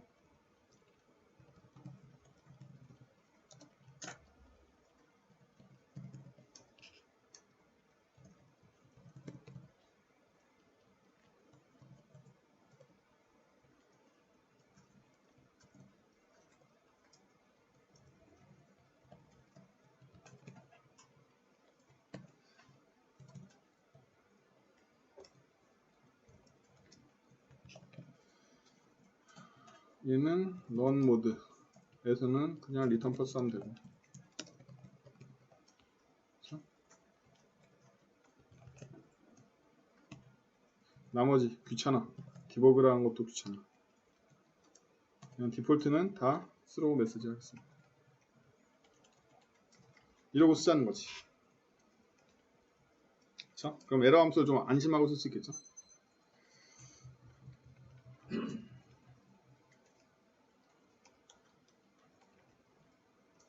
그래서 좀 더 리팩토링하면 이스보더도 저런 식으로 더 처리가 되고 아이템이 있다라는 걸 확신해야지 여기 해체가 예쁘게 될 테고 그렇죠? 해체 이쁘게 되고 나서 여기로 들어오게 되고 포스는 포스 정해주면 되고 셀렉티드도 마찬가지로 셀렉티드에 대해서 이 실드 패턴 적용하고 리턴 트루이거나 리턴 프리비어스죠. 그런데요 여러분들 이 코드를 보시면 앞으로 사망식에 대해서 부정적으로 생각하지 마시고 코드의 중복이 더 무섭다고 생각하시는 편이 나아요.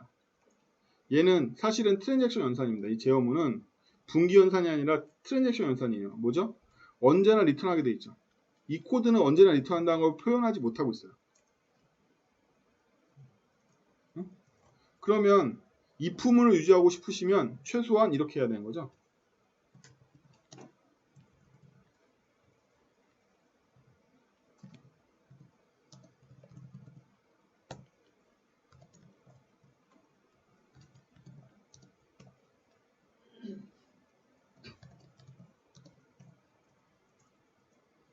여러분들 이 한 줄 한 줄 우습게 보지 마세요. 다 이게 버그로 쌓이는 거예요.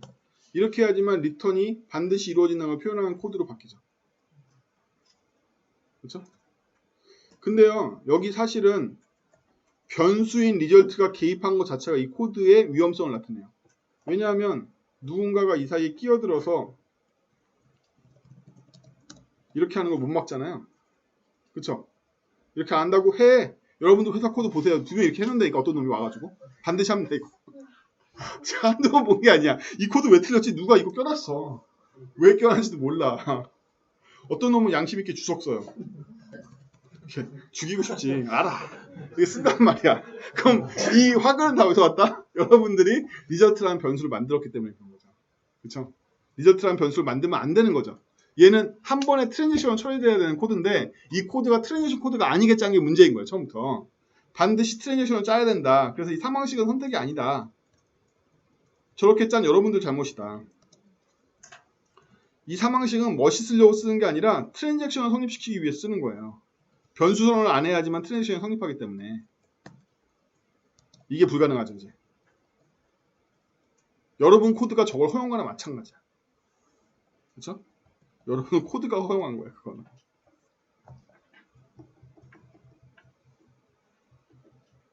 이거의 의미는 트랜잭션인 거죠. 꼼짝 못해. 왜? 변수도 없거든. 뭐 어떻게 개입할 수가 없어. 그렇죠? 그럼 좀 더 나가볼까요? 이 코드는 중복이네요. true일 때는. 그쵸? 근데 true일 때 중복은 아니에요. 자바스크립트는 이 판단식이 true일 때 and 표현식과 or 표현식이 있는데 이 비교는 항상 true, false로 리턴 되거든요. 그럼 true가 아닐 때는 뭐죠? or이에요. or.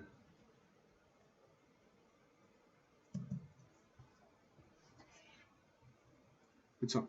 true면 네가 가져가고 false인 경우에 난 얘를 돌릴래 이거죠. 그쵸? 자, 여기서 끝났으면 얼마나 좋아. 근데 아까 코드와 이 코드에는 리턴 값을 표현 못한다는 문제는 있지만 아까 코드가 정답인 이유도 있어요. 그 이유를 더 짚어볼게요. 먼저 얘를 아까와 다르게 이렇게 표현해 볼까요? 아까와 뭐가 달라? 이렇게 생각할 수도 있겠지만 아까와 다릅니다.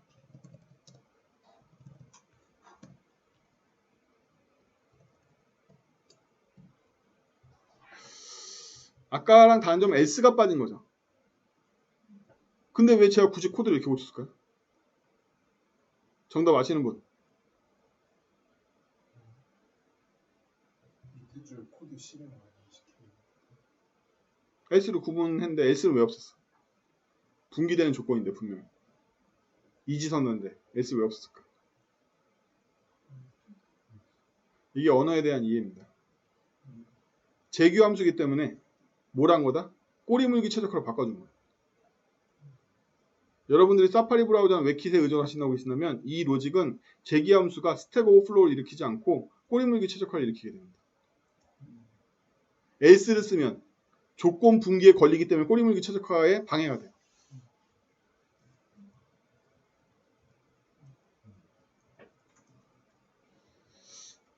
간단하게 말씀드리자면 코드를 못 짜는 설계는 없다고 그랬죠. 어떤 설계한 놈이 와가지고 나는 코드 안 짠 지 오래됐는데 이딴 얘기하면 걔하고 일을 하지 마세요. 당연히 코드 전문가예요. 아키텍처라는 거는. 아키텍트가 코드를 모르는데 아키텍처를 짠다는 것 자체가 공상과학입니다. 말도 안 되지. 훌륭한 아키텍처를 짤 수 있다면 그 아키텍트는 당연히 훌륭한 코드야. 어떤 놈이 와가지고 내가 설계만 20년 했는데 코드는 잘 몰라 이러면 걔하고 얘기할 필요도 없어. 뭐 코볼로 짜나? 현대 언어의 발전상에 따라서 아키텍처는 계속 변합니다. 당연히 현대 언어의 특징을 구석구석 모르는데 아키텍처 짠다는 것 자체가 무리예요. 구닥다리 어디서 들고 오지? 시간 잘 간다. 벌써 10시 넘었네. 아이템이라도 끝내고 가야 되는데. 아이템. 자, 우리 외부에 노출되는 select라는 메소드가 있고 select 메소드는 아이템을 받죠. 근데 이 아이템이라는 말로는 불충분한 정보라서 여러분들이 미래의 여러분들은 이 아이템을 왜 받지라고 생각할 거예요. 얘는 linked 리스트를 위해서 기존에 선택되어 있는 아이템을 저한테 주도록 되어 있는 거죠. 충분히 표현하세요. 어휘로. 주석으로 표현하려고 그러지 말고 어휘로 충분히 표현하세요. 그렇죠? 그리고 이렇게 값을 받는 컨텍스트에서는 값에 대한 밸리데이션 그닥 안 하는 편이거든요. 객체는 널 가능성이 있기 때문에 우리가 수신 측에서 밸리데이션 하기로 원칙을 정했더라면 객체는 죄다 밸리데이션 한 다음에 써야 돼요. 죄다 밸리데이션 해야 됩니다. 그리고 여러분들 시각적으로 잘 구분이 안 되고 힘들다. 이러면 무조건 인자는 더러워라고 생각하시면 돼요. 인자는 더럽다. 나는 인자는 더러우니까 앞으로 인자는 안 쓸 거야.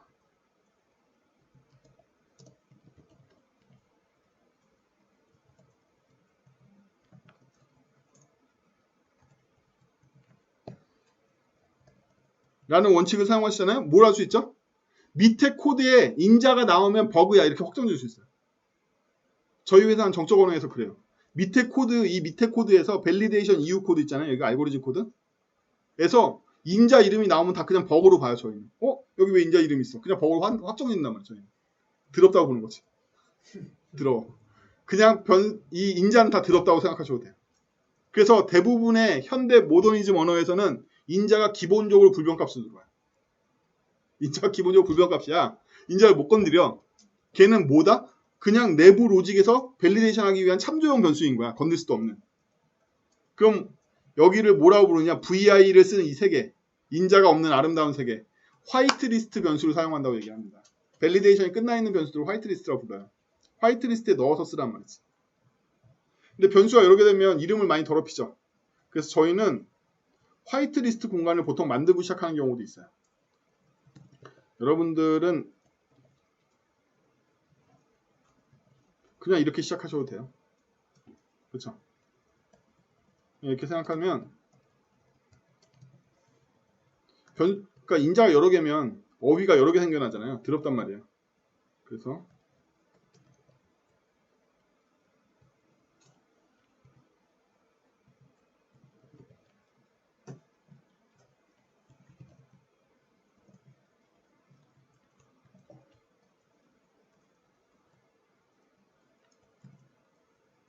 이렇게 된 거죠.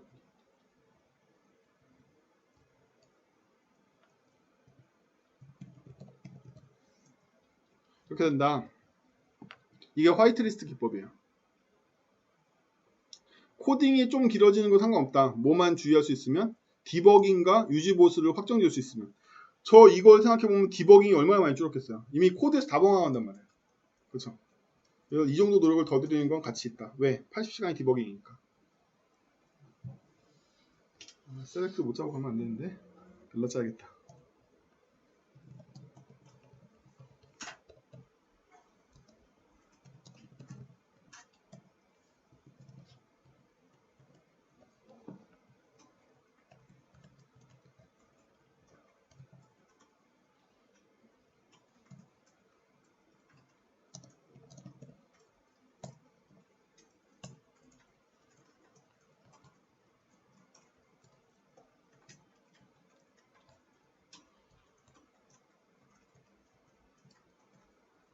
이 정도죠. 어떤 아이템이 왔을 때 제가 해야 될 거는 그렇죠.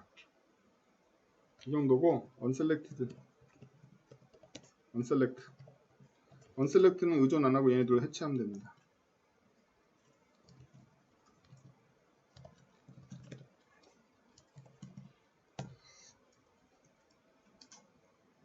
이렇게 해서 기존 건 다 구현했고 액션은 기본적으로는 외부에다 플래그를 제공해야 되기 때문에 기본 구현은 펄스로 하고 나중에 오버라이드 하는 애들은 오버라이드 알아서 하겠죠. 심지어 Q 액션은 기본 노멀은 아무것도 안 하잖아요. 그러면 얘는 오버라이드가 선택적이에요. 자바스크립트에서 오버라이드 선택적으로 표현할 때는 빈 몸체를 사용합니다. 물론 저희 회사 규칙이지만 얘는 오버라이드가 선택적이라는 뜻이에요. 그렇죠? 자바로 따지면 업스트랙 붙어 있으면 반드시 필수적으로 오버라이드 해야 되는 거고 아니고 본체가 있으면 선택적으로 오버라이드 할 수 있죠. 오버라이드가 가능하다라는 걸 표현하는 걸 이 정도로 표현하고 여기에 별다른 키워드가 없기 때문에 이거 구분하기 굉장히 어렵잖아요. 그렇죠? 그래서 이게 싫어서 이게 오버라이드 용인지 모르기 때문에 템플릿 메소드를 강제하는 경우가 저희한테 많은 거예요. 템플릿 메소드를 강제하는 이유가 사실은 필요가 없는데 강제하는 이유를 설명해 드릴게요. 이 코드만으로는 오버라이드를 해야 될지 말지 되게 헷갈린단 말이에요.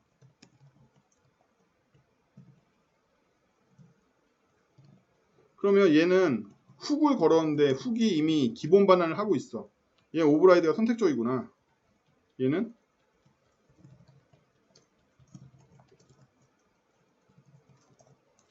훅을 반드시 호출하는데 이 훅이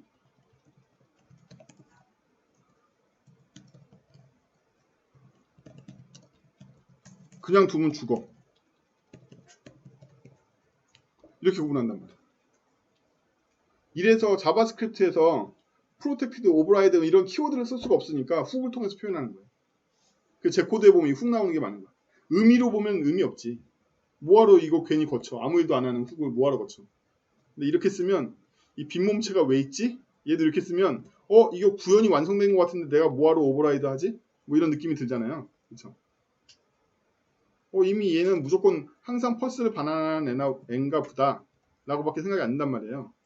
근데 그럴 리가 없겠죠? 왜? 메소드가 되는 조건은 디스가 나와야 되는데 내가 디스가 안 나왔습니다. 그럴 리가 없지만 그게 이제 여러분들 보는 눈이 생겼기 때문에 그게 가능할 수는 있는데 그렇죠? 이거 이상해. 이거 오버라이드 하는 건가 봐. 이렇게 볼 수는 있는데 코드에 직관적으로 안 보인다는 거야. 이거 오버라이드 해야 되는지 안 해야 되는지. 그래서 제 코드에 보면 그 훅을 쓰는 코드가 많은 거예요. 오버라이드 표현하려고. 그냥 표현이 잘 안 되니까. 자, 얘는 이렇게 다른 계열이죠. 그래서 일반 계열, 셀렉트 계열 다른 계열이 있는데 우리의 고민사항이 뭐냐면 얘네들하고 묶을 건가 말 건가. 응? 얘네들하고 묶은 모습을 보여드릴까요? 얘네들하고 묶이면 이렇게 되겠죠.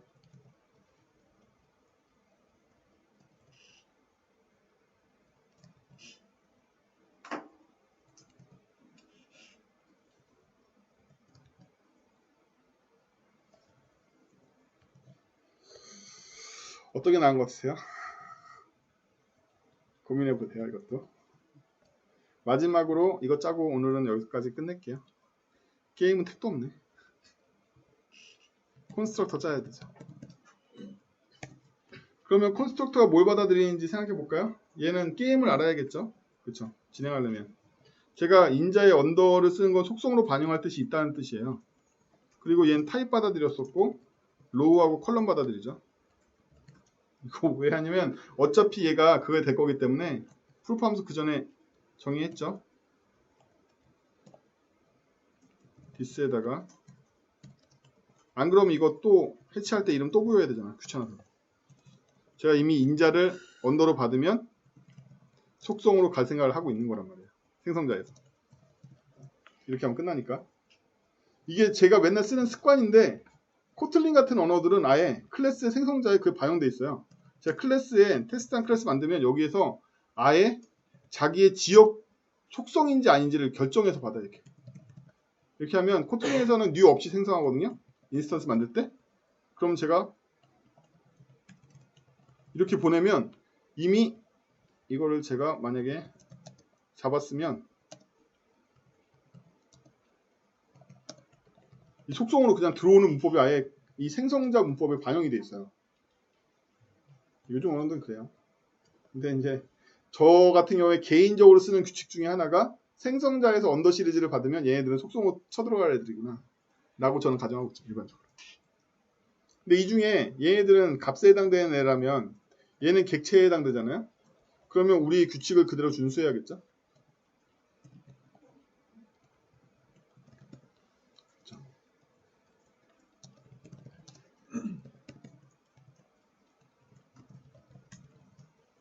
여러분들 따옴표 ES6 환경에서는 그냥 이거 백팁 쓰는 거 그냥 습관처럼 들이세요.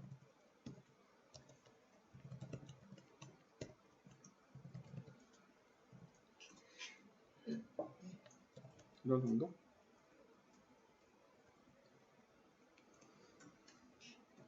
이렇게 해서 추상 레이어에 베이스 레이어에 존재하는 아이템을 정의해 봤어요. 그러면 이것만으로 부족하다는 거예요. 뭐가 부족하죠? 여기에는 외부에서 공급된 변수는 써져 있지만 내부에서 사용될 자기의 권한이 어디까지인지가 명시되어 있지 않아요. 그렇죠? 그래서 우리는 이걸 명시할 책임이 있습니다. 그래서 이건 외부에서 받아온 거고 뭐뭐뭐 있죠? 볼까요? 뭐뭐 있어요? 이것도 다 잘못됐네. 이건 뭐 상관없구나.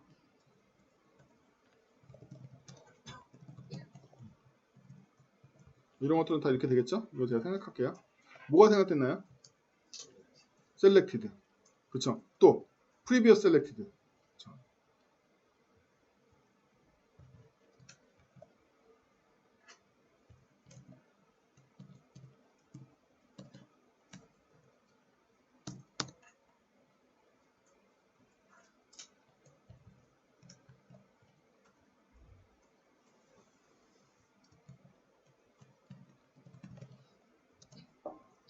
또 is activated라는 녀석이 있어요.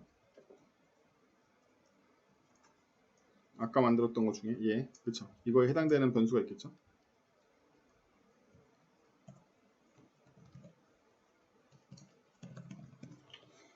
그래서 얘네들도 같이 초기화해 주셔야 돼요. 제가 이 프루프 유틸리티를 괜히 만든 게 아니에요. 선원이 보기 편하고 명시적으로 코드화 시킬 수 있어서 쓰는 거예요.